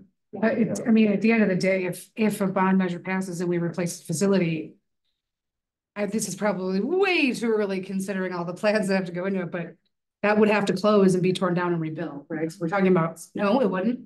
Okay. Potentially, we could rebuild in a different location on that same site. Like the school. It's a lot of times exactly like the schools. Mm-hmm. Yeah, like you just keep them running and. That's good. I've got a couple of questions. I'm going to start with a operational question. I noticed that I think it's like the solar powered heating system or that was removed recently. Yes. Is it because it's not working? It has been non-operational for years. Okay. It does not serve any of the needs that it originally intended to, and we removed it because it was a better investment to remove it than have to weed around it. Fair enough. It costs a lot of money for us to weed around it. Sorry, I should have started by thanking everyone for the extra work of engaging. I know I appreciate that all of you showed up at the meeting in our neighborhood the other week. But I think it's important to remember that the engagement windows for the neighborhood does not close. So, when we remove the heating system, maybe that's an opportunity to put a sign up and says, hey, here's what's going on. And no, this does not presage the closing of this building. This is, it's just a reminder that the community is always looking. Yeah, and we had signage about. yeah, and the Maybe I solar missed it. thermal, and it's not, I wanna correct. It has nothing to do with the heating of the building. It was a solar thermal heating system that was used to heat the pool water way back in the day. And it did not perform the way that we wanted it to. And so it's been offline for years. So it has nothing to do with the domestic water or the heating of any of the water at the facility. Right. And I just, my point is just that it's important that we remind the community of that. Right. Yes. At a time when the building is under very close scrutiny. Yes. Thank you. Appreciate the answers. Do we know, is it too soon to know, or do we know how long the East Boulder renovation may take? So design, we will fully move forward with design in 25. Hopefully we'll be through design permitting in 25. And we can start construction as early 26. And depending on how long it would take to do that renovation, knowing that we are going to have to phase that to make sure that we're keeping as many amenities as we can open during construction. It could be a year and a half of construction, so mid-27. But the intent is to try and keep the building open during. Yes. Parts of it would have to rotate. Right. You know? Yep. Yeah. Okay, well, thanks. Yeah. Go ahead. Just so you guys know, we are working with interviewing contractors right now. And that is one of our major questions, is how do we phase this construction to keep the amenities open for the community? And we're working with contractors that have done this many times in many different communities. So we're really excited to be working with these contractors. I just, because I think it's interesting how you just said, the window of engagement does not close. And so I think that, because we did get a couple of emails from people who were like, well, that, you know, window of engagement's closed. So, I mean, and I just read through, I'm reading through the, project overview of the, on the Future of Recreation Centers page. And it does say technically that the window of engagement is now closed as we work to analyze your input. And maybe just add an extra line that says, if you have additional input, feel free to reach, I mean, they can reach out to the PRAB, or, I mean, that's maybe a given, but maybe if you just say it, then people won't necessarily think that it's like that they've stopped having the opportunity to give input, you know? This slide up here could be helpful. What's that? Putting the slide, for example, up on the website to say, and the next window will be. Next window will open, or, I mean, but it isn't ever really closed, because they can reach out to any of you at any point, or me, or the PRAB, or. They can, we do, this model of Windows engagement has been really helpful for a couple of reasons, because at some point we do have to keep moving forward. So a question, the process is iterative, it builds on itself. We have to be able to move forward. The team has to have the time to do the work. Right. And so we get emails all day, every day about all the things. When we're on a project like this, it really is helpful to stick to the windows of engagement. And of course, people can send questions. We try to funnel them to the windows of engagement so that we can also do the work and so that we can keep moving forward. I get it. Yeah. And it does kind of trying to funnel everything into a specific time frame so people are more engaged at a certain time. Well, and also so that we have time. I appreciate, I remember in a meeting, Eric referenced the federal model. The federal government, I think actually does this incredibly well, in that when they open a window of engagement and then they close it, there is an online, very clear record of every single comment they got and how they addressed it and how they responded. You have to have time to do that work, right? And I think that's a nice model, and that's what we're aspiring to do with these windows of engagement. I actually think Mark and Darren started piloting it over in open space, and it's been adopted because it does allow us the time to be more responsive. Otherwise, I wish I could think of a metaphor that was going to be helpful, but it's just, there does need to be time to close the door and do the work and keep moving forward. But to the point, to Darren's point earlier, it's iterative, and there will be additional opportunities to keep building with us. And my point wasn't that you should stop listening or never stop listening. My point was more that like the public is always interested. Sure. And Absolutely. always looking to provide feedback. Yeah. Sorry, I had one other question. The group that we met with in South Boulder. I haven't heard anything from them since. Have you all? We did, and we're gonna meet with them to just make sure that they understand this process. And that's the next step. Yeah. Yeah. So Darren, so just to go back, so you think really like next spring, we're having a pretty good clear idea conceptually what we're going to be looking at? Is that the idea? What's going to happen at East? We'll know what's going to happen at East. We'll have a better idea what the future of the other centers are in terms of, and at a high level. So just again, so we'll have this for all 3 locations. okay. And then we'll have more detailed options to consider at East.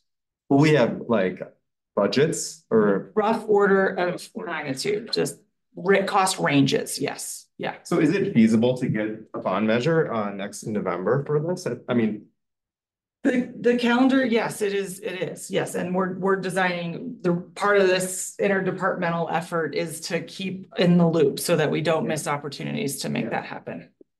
Yeah. I think that should be something we should shoot for. I would really hate to see it push another year and then it's like, you know, design construction, it could just, it seems like priority. Yeah. I was just wondering who writes a bond measure?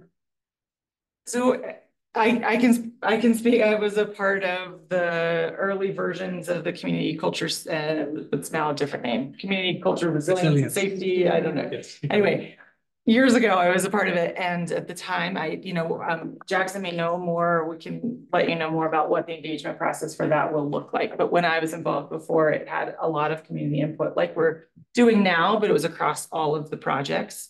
Sort of all the city needs. And then those recommendations went to council, and the city manager's office, city attorney's office is then in the business of crafting that language, and then council votes for it to go on the ballot. Once it's on the ballot, we as staff cannot advocate for it. And it's up to voters at that point. So in the interest of time, just want to move us forward, but I think this is a really great conversation. I would love in the next update from the department, like just a paragraph that describes the process of how to get a bond measure on the ballot. Just because I feel like that's a question that we all have. And that's more of just you might just want to consult with the city attorney on that one, just like to get a very brief paragraph on this is how it's done. And, we don't need any promises about when it's going to go on the ballot and when it's going to be proposed, but it'd be helpful for us to know as community advocates, how that's possible. Yeah. And what role PRAB can play, yeah, giving recommendations to council. I mean, that's kind of our role here. And we really think we need to get this bond measure moving, then I think that's where we need to give a memo or something directly to the council saying this is really important in our perspective and should be a priority because there's a lot of other city, as we saw, needs, right? Yeah. So I 100% agree with you. And it would be helpful for us to understand as a PRAB what the process is so that we can time when we communicate that to council. Because I actually do think that's a good candidate for providing something that is very important. I just want to note that I heard the request for November. I don't think we can commit to that for a couple of reasons. One, your meeting is moved up a week because of the week of no school and Thanksgiving holiday. So you're meeting on the 18th, which means our team's deadline because of the Veterans Day holiday on the 11th is the 7th. And I just can't promise that, but we can promise it when we give the long-term financial strategy update if that works. November is just tricky. That's fine. Okay, thank you. Just so long as we don't lose our window as a board to provide the feedback we need to council if we decide to do that. Great. So that is the final presentation of the night from staff. Thank you so much for your presentations tonight. That was great. Really great engagement and discussion from the board. The next is the matters from the board. Can I just ask one question Of before we course. move on? Since we have facilities here, is there any reassurance I can offer community members about what lengths we'll go to keep South open before East is done? there's just a lot of questions. Yeah. The understanding is it could close tomorrow or it could stay open for 5 years. But is there any assurance or anything you can offer that I can pass on to people to help them understand what decisions are being made and why? So we're working on a strategy right now to figure out the needs that we need to work, or to the maintenance needs that need to happen to keep the center working. We are going to need city council's approval because we will be going against their direction of funding in a building that is not going to receive a renovation, or, you know, it's not viable. It's past the end of life. So we will have to talk to council about this. But we're working on that strategy right now. And we are working on getting numbers of the items that we know are going to fail before East opens. So we are being proactive with those items. And basically, just to add on to that, it's sort of trying to envision, okay, if a bond were successful, if then we bring on a consultant, and then we go through design, and then we go and construct, like all that takes a lot of years. And so we're trying to back out of that to understand what that total cost may be to live along. To see our return on investment, as small as it might be, because we're never going to see the return on investment at South if we invest now. We want to do it as soon as possible. So we want to be able to get those numbers together so that we can, you know, have the RTU planning for, you know, however many years, or, you know, have the sewer line repaired for that many years. I heard that with the Elk School closing, they were actually renting a boiler over there or leasing a boiler. Is that something you guys looked at for self? We have looked at Yeah. a lot of different things. Yeah. We, in a lot of our facilities, it's not just rec centers, but all of our city facilities, we are purchasing parts on eBay to fix some of our equipment because it's that old. So If you, appreciate you asking the question, if you feel like it would be helpful in presenting that recommendation to council to have a member of the PRAB come and speak at a meeting and say, this is why we support this recommendation, please do keep us in the loop, because that would be a really good opportunity for us to communicate what the public is communicating to us very clearly, that they want this place to be there as long as possible. absolutely, we'll definitely do that. And like Darren said earlier, we have multiple meetings a week about these projects, so we're in constant communication. Great, thank you. Okay, so we have one item that we have to discuss on matters from the board, and then I'll open up to the board to share their thoughts on matters that pertain to Parks business. But the one item we need to discuss is whether we have a December meeting. And my understanding from the department is that we have no business to address directly at the December meeting. And that is a difficult time of year to get a quorum and also to get things prepped in time from the department. And we can certainly have the meeting if someone feels strongly about it. But my recommendation would be to not have the meeting. But would love to just open it up for discussion. I would like to motion that we cancel the December meeting. Okay. In the interest of time, unless somebody has some very good reason for needing to have it or wanting to have it. I will second that motion. Okay. Eric has a I mean, honestly, like I feel like we have very few opportunities to converse as a group because of this, you know, the rules. And we have a meeting on the agenda. We had a small study session, or, you know, last week. I don't know. I feel like there's a lot to talk about. And we have this public meeting, and we can, I don't know. My vote is the 16th of December. It's not really near the holidays. I think there were a lot of topics that we had pushed for the study session that didn't make it on the agenda then. I just feel like we have very limited opportunities as a group to work together. And here's an opportunity that we could use. And so that's why I would support a December meeting and picking up some of the other topics, and maybe with minimal staff presentations. I mean, if there's like a lot of it is, you know, stuff from staff, but I think as an entity, we put plenty to talk about, you know, in a open public meeting. Is that possible though, to do it like that? Like, or does it have to have this very specific agenda and follow?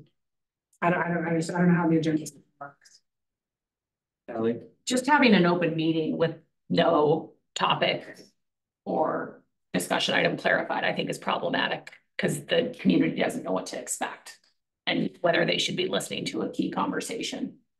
And so I think that part of it is concerning. What I heard Eric propose is perhaps that you duplicate the study session model. Yeah, basically duplicate the study session model from last week on some other topics, I think. Assign some specific topics. Yeah, if we have, maybe there's not a need, I don't know, like, that's my own opinion, because I feel like I have limited opportunity to talk about these, I think are pretty important matters, affecting, you know, and if we can push it to January, we can, but like, we don't even have enough time in these meetings to really get into the meat of some of these issues, because I feel like we're trying to move through all this stuff, and then, so I don't know, but that's I do tend to agree with Eric. Like, it seems like even this evening, we've really wanted to maybe express our opinions more fully on this, why the city hasn't given Ally more money in 30 years. Like, how long? We've gotten bonds approved for some capital. Operating funds haven't increased. But like, is that a topic that we want to compose a memo as a group to send to city council? And like, you're right, we don't have opportunity to discuss fully, and maybe this is something that we can put on the agenda for December. Maybe we only have an hour and a half meeting instead of 3 hours, but yeah, or how we can be more effective as a group. That's what I worry about, that we're like, you know, have we ever taken a look back at the PrEP and say, how can we be more effective? Instead of, I feel like we're receiving a lot of information, and our shales are very defined, or they're pretty small. We don't have a lot of shales, but I don't know. I mean, I think I'm struggling a little bit to, you know, to understand my role, honestly. And I think that, you know, I think last week's study session was very helpful to see what's actually written about what we should be doing, and are we really doing it? And that's why my questions about the recommendations to council, are we really given recommendations, and how do we do that?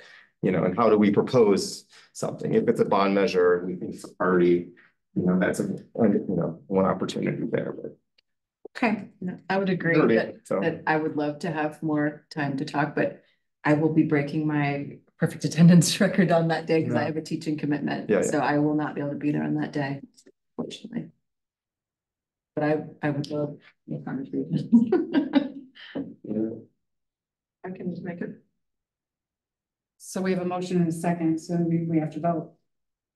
Right? Will you have a quorum? I won't, because I definitely won't be there. what else? Let's step back for a second. So if we're gonna extend the study session, that we don't have an agenda for that right now, but we technically could.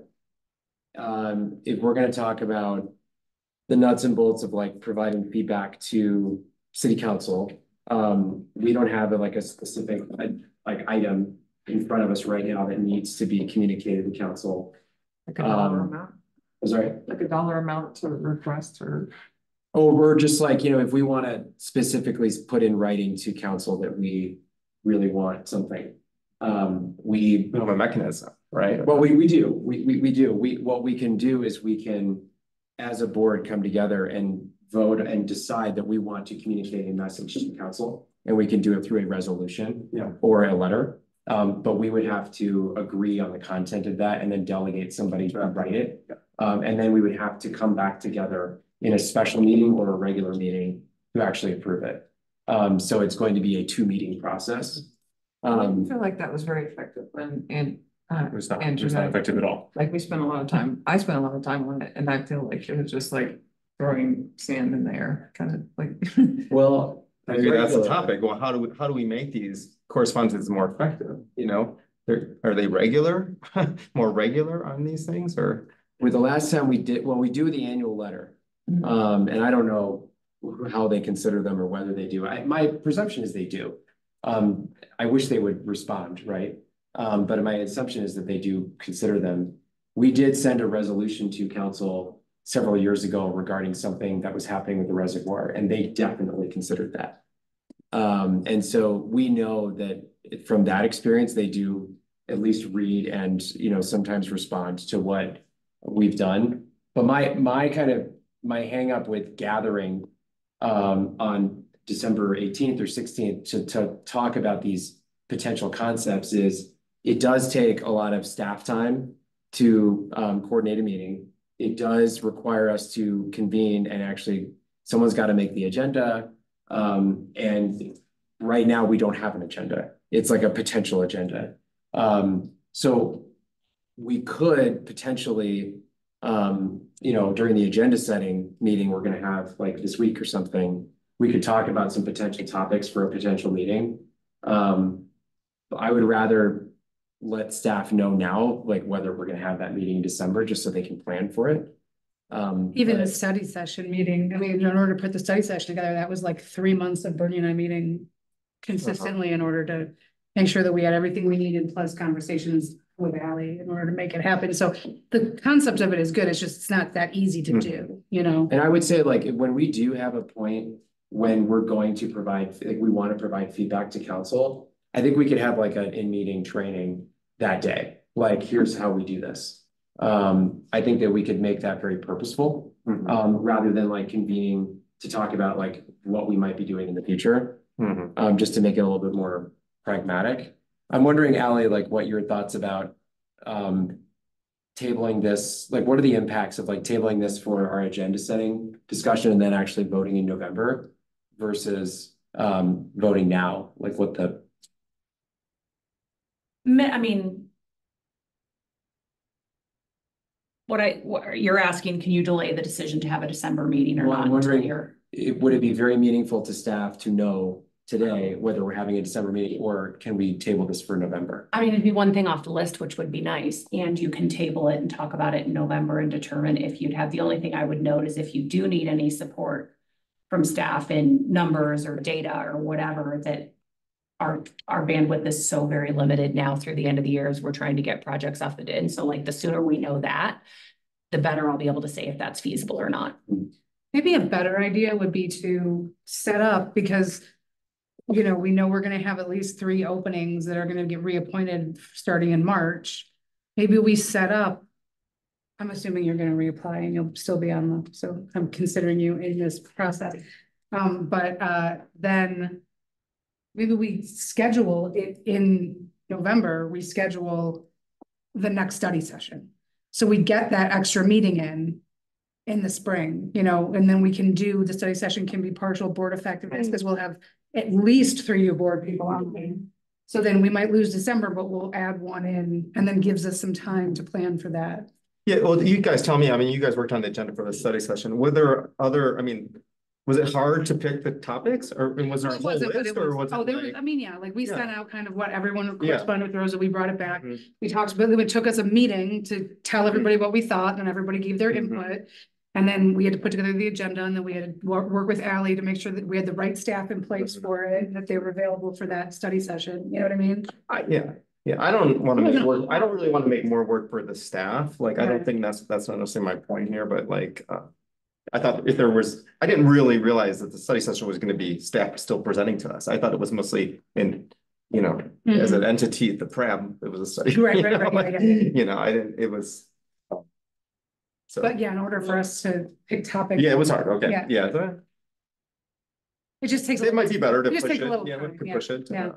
And then just make sure we have it scheduled so we get that extra meeting in. It just happens once we have all the new members on, and then go through the board effectiveness again. So Eric, I think what I'm hearing from you, and I, by the way, I think I agree with you. Like, you're wanting to like put these discussions into action.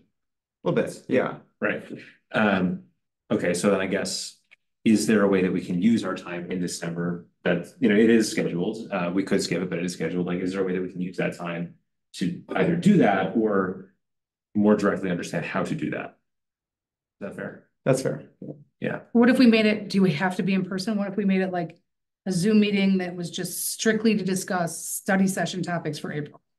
I mean, is that possible? Then it makes it a little easier on everybody to be available, and then we can kind of just work that out.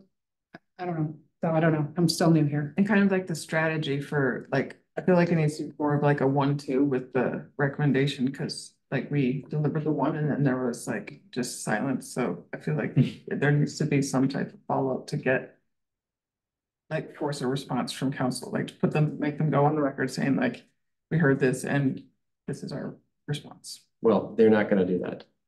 They can, Do whatever. just to be real, like if we send them something that they did not ask for, they have discretion to respond to it or not. We can't. But if you show up, you can't like get it on the council agenda or show up to public comment or some way of like just having more presence and bringing more weight to it. Do we have precedence over people who make public like, if we go in there as a PRAB, do we have to like register for open comment and get chosen? Or do we have precedence because we're on an advisory board? Precedence, is that the precedent? You know what I mean? Do we have? Yeah, priority. Thank you. Yeah, I don't know the answer to the question, but my assumption is that if we're part of an agenda item where we're part of the presentation itself, Okay. then we would have priority. Okay. If we just show up as, a member, if we vote, say like send Eric to the council meeting to read a statement, that's part of public comment and we just are in line. We need to get on the agenda. I think we're confusing a couple of things. So like we have the study session, we just had one, we'll have one some point again next year. There's also the letter from PRAB, which is something they requested, I believe, right? In the past, they have as part of their retreat. So this council had a retreat in April this time to set their 2-year work plan. They've done that. I don't know that they're going to be asking for board and commission input because their work plan is set. And so I haven't heard anything. I don't know if they're doing a mid-year retreat. So if they'll be doing a retreat in Q1 of 25. So I'm not sure what that opportunity is going to look like. I certainly cannot speak for city council, but I would encourage you to first figure out what it is you want to communicate to them before you figure out how. Right. Because what I believe, if I were to have been listening tonight, these are funding conversations and the long-term financial strategy is coming. And so to speak about it ad hoc, they're going to say, okay, let me put that in my file for when we talk about the long-term financial strategy, right? And so it might be helpful to see that timeline and information that I think, is it January, Jackson? We said we'd be bringing that to them. And I don't know, but I would suppose there are going to be opportunities for board engagement throughout that project. And so I believe those avenues might be created for you without you having to go through these mechanisms that you're exploring. And so I appreciate the urgency. I very much appreciate the interest in funding something we care deeply about. And so, well, I think we need to be advocates for the Park and Rec Department on your behalf or on our constituents' behalf, because and I think collectively we need to go to the council and say, hey, there's a lot of competing bond measures. There's a lot of needs in this city. And we really think that, we should focus on these rec centers. Yeah, and what I heard tonight was that there could be a potential opportunity for us to say something to council specifically about the bond measure and how it's really an important thing for this community based on what we've heard. I don't think that that's there's urgency around that at this moment because we don't have that. We don't even know. We don't know what it is. Yeah, so if we were to provide feedback on something to council, I think that would be it. Yeah. And that is something that we could probably talk about during the meeting where we actually do it, where we figure out what the language is, and then we come back and vote on whether we approve it. Yeah. Makes sense. So I personally, even with this discussion, taking into consideration everybody's comments, I personally do not see a purpose for the December meeting. And I still would vote to not have it. But I do think we need to vote on it because there seems to be some, it's actually a decision we need to make. And I think there should be clarity from staff or to staff about whether we're going to do this meeting. It sounds to me like if we delay it to November, we might not even have staff availability if we decide in November to do it. So I think we should take the vote today before this meeting is over. So there's a motion on the table that I made. You seconded it. The opposite, but it doesn't matter. Okay, sorry, you made the motion, I seconded it, you are correct. I would say let's go to every single board member and get a yes or no. So I'll start with you. Motions to Yes cancel. or no to what? Yes, yeah, yes means no meeting in December. I'm gonna say yes, no meeting in December, because I can't be there and I honestly hate to miss it. And I feel like it would be better off if we had a little bit more clarity on what we're want to discuss. Yeah. Okay, Jenny, Yes, to cancel. Eric, Yes, to cancel. Yes, to cancel. Yes, to cancel. yes. Gotta go. Thank you, everybody. So much. Thank you so much for that dialogue on that. That was really good. Okay, so no meeting in December. The next meeting is November 18th, and then the next meeting after that will be in January, and we'll try and capture all this stuff at our agenda setting meeting. Yeah, we could add to the agenda setting like that early spring study session. I think that would be really helpful. Yeah, I mean, I heard both Eric and Sunny say a study session earlier in your tenure would be more helpful than doing it later. Yeah. Is there any reason why we can only have one? Yeah, so I mean, that might be, it's like, we have, yeah.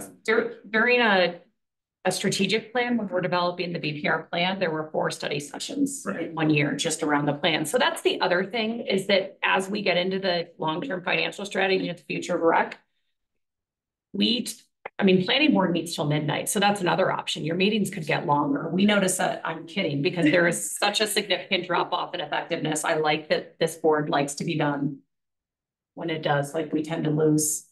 But I will note that, yeah, more meetings happens when there are meaty projects like the long-term financial strategy and future of rec. I hope the board is willing, because I see that need coming. Jackson's shaking his head vigorously like it's coming. But Jenny and I were planning the study session, like everybody had a lot of topics that they were very interested in. All of them, I think, are very important to the city and this department. And okay, we chose 2. And there's, 6 others that we could tackle. Yeah. If you want to reshare those with me, they are lost somewhere in my inbox. If you want to send them, I can, as our team builds the runway in 25, we can see where they align with projects. And where they may not, if they're completely ad hoc, we can talk to you about what that might look like. But if they are aligned with our work and the plan, I can show you and weave them in, because we're building the 25. So if you want to reshare that. One of the things, still burning on my is that, where are we in canvas, and yeah, I like an update on that process and what that means. And, and part of our role is to ensure that we're doing a good job of maintaining our parks. And, and honestly, when I go down the creek, it's hard for me to say, count tents. And I don't think just avoiding that topic is good. I'd like to understand the different sides of it and what options are and what the current city policy is on that stuff. That's definitely on the list. Yeah. And I guess after tonight's discussion, the other topic that I would add to the list is like, what's your dream budget? Like, what would you ask for? It's in the BPR plan. Okay, great. So it's in, like, it's in there, right? So, the unfunded needs. Yeah. We were just talking, it's outlined on page 52. 46, the chart. Yeah. I mean, it's in there. Right. I assume that you have like, how that money would be used and like how it would decrease fees of the reservoir and whatever else. And it does not say that it would decrease fees. It's around where we see gaps. So for capital, it's around just taking care of what we have and then what it would cost to add the amenities the community wants. For operations, it's allowing just to because cost escalation is outpacing revenues, it's to continue what we're doing. So if we want to add services, that's additional funding. Okay. Well, I'll just say I went for a walk with a council person this week and their message to me was like, make sure Parks and Rec asks for more money because I can't just give it to them. Yeah. So I mentioned earlier the city manager's budget process, right? Like no department head goes to city council and asks for money. There's a citywide budget synthesis process. But the BPR plan has our unfunded needs filled out very clearly. Are there any other, sorry. I was just going to say, and it also said that without additional funding, we will have to reduce services. And so that's, when that plan was accepted, it was both an excitement because it's really good work, but also sad because it codified the fact that we do not have enough money to take care of, to continue doing what we're doing. Oh, I mean, we have aging infrastructure here and we're getting passed up by our community, our surrounding communities. And that's what people come to me. They're like, why do I have to drive over here to use a pool in a smaller community? This is I mean, we have this, Boulder's like the wealthy community. Why is it that, I wish we could. why are our pools failing? Like, why are we closing these? I just don't want to have the community pay for it. Like bond is fine. I feel like, oh gosh, it's just too much. Where do you think the funding should come I from? mean, we've kind of talked about that before, like some sort of fundraising, that's another thing that was on our list, like. We haven't done that well, I don't think, Yeah. in funding big capital projects, Right. donors. Like, here. how come we I don't can't think get, we've tapped our donors in Boulder, and maybe, I have a friend who does fundraising for the Dairy Center. She's like, people are not that generous here. I don't know. It's like, you would be surprised, but like Yeah. in certain communities, they can fund entire. And maybe it does come through Play Boulder, but again, it's trying to figure out how do you. I mean, next utilize year will Play be a Boulder. great test, right? They are gonna have 3 capital campaigns, one for courts, one for Primos, and one for North Yeah. Boulder Park, Mhm. all underfunded. But I mean, I went to the police banquet and the gala, and they raised $500,000 in 3 hours, so I was like, oh god. Same with Well, Bridge, police can have Bridge another Foundation. one. too. I know, people were just throwing I money. mean, at it. just also, if we were to talk about our capital needs, that's nothing. We Right. could raise that much too, and it would allow us to do some operation. You don't build pools with 500. No, I don't, but in Yeah. 3 hours, that's pretty good, I mean, just saying like there's ways that and maybe the foundations aren't the way to go. But like how, I mean, not that we want Google South Boulder Rec Center, but like, can't we find a large corporation? Take it. Tesla's South Boulder Rec Center, I don't know, they've got $20 million to throw in there, so I don't know, so. I would also just say that like in closing, I believe that Boulder had a lot of facilities and parks, whether it's pools or whatnot, before a lot of surrounding communities. And so those, were around a lot earlier. They're aging, and these other communities that are newer and their populations grew in the 90s and early 2000s, they then, have built those things more recently with their growing tax revenue, and they also have had bond issues, and so issued and passed, and so they've built the facility. So I think that we're now as a community at the place where we need to replace and renew, because we were there first, and our facilities are just older. It's just a timing. It's a issue. timing thing, Yeah. but we were there first, and so now it's our turn to ask the community for an ability to pay for something new. So that's my feeling about it. All right, so any other comments before we adjourn? Okay, we are adjourned. Thank you so much. Great meeting.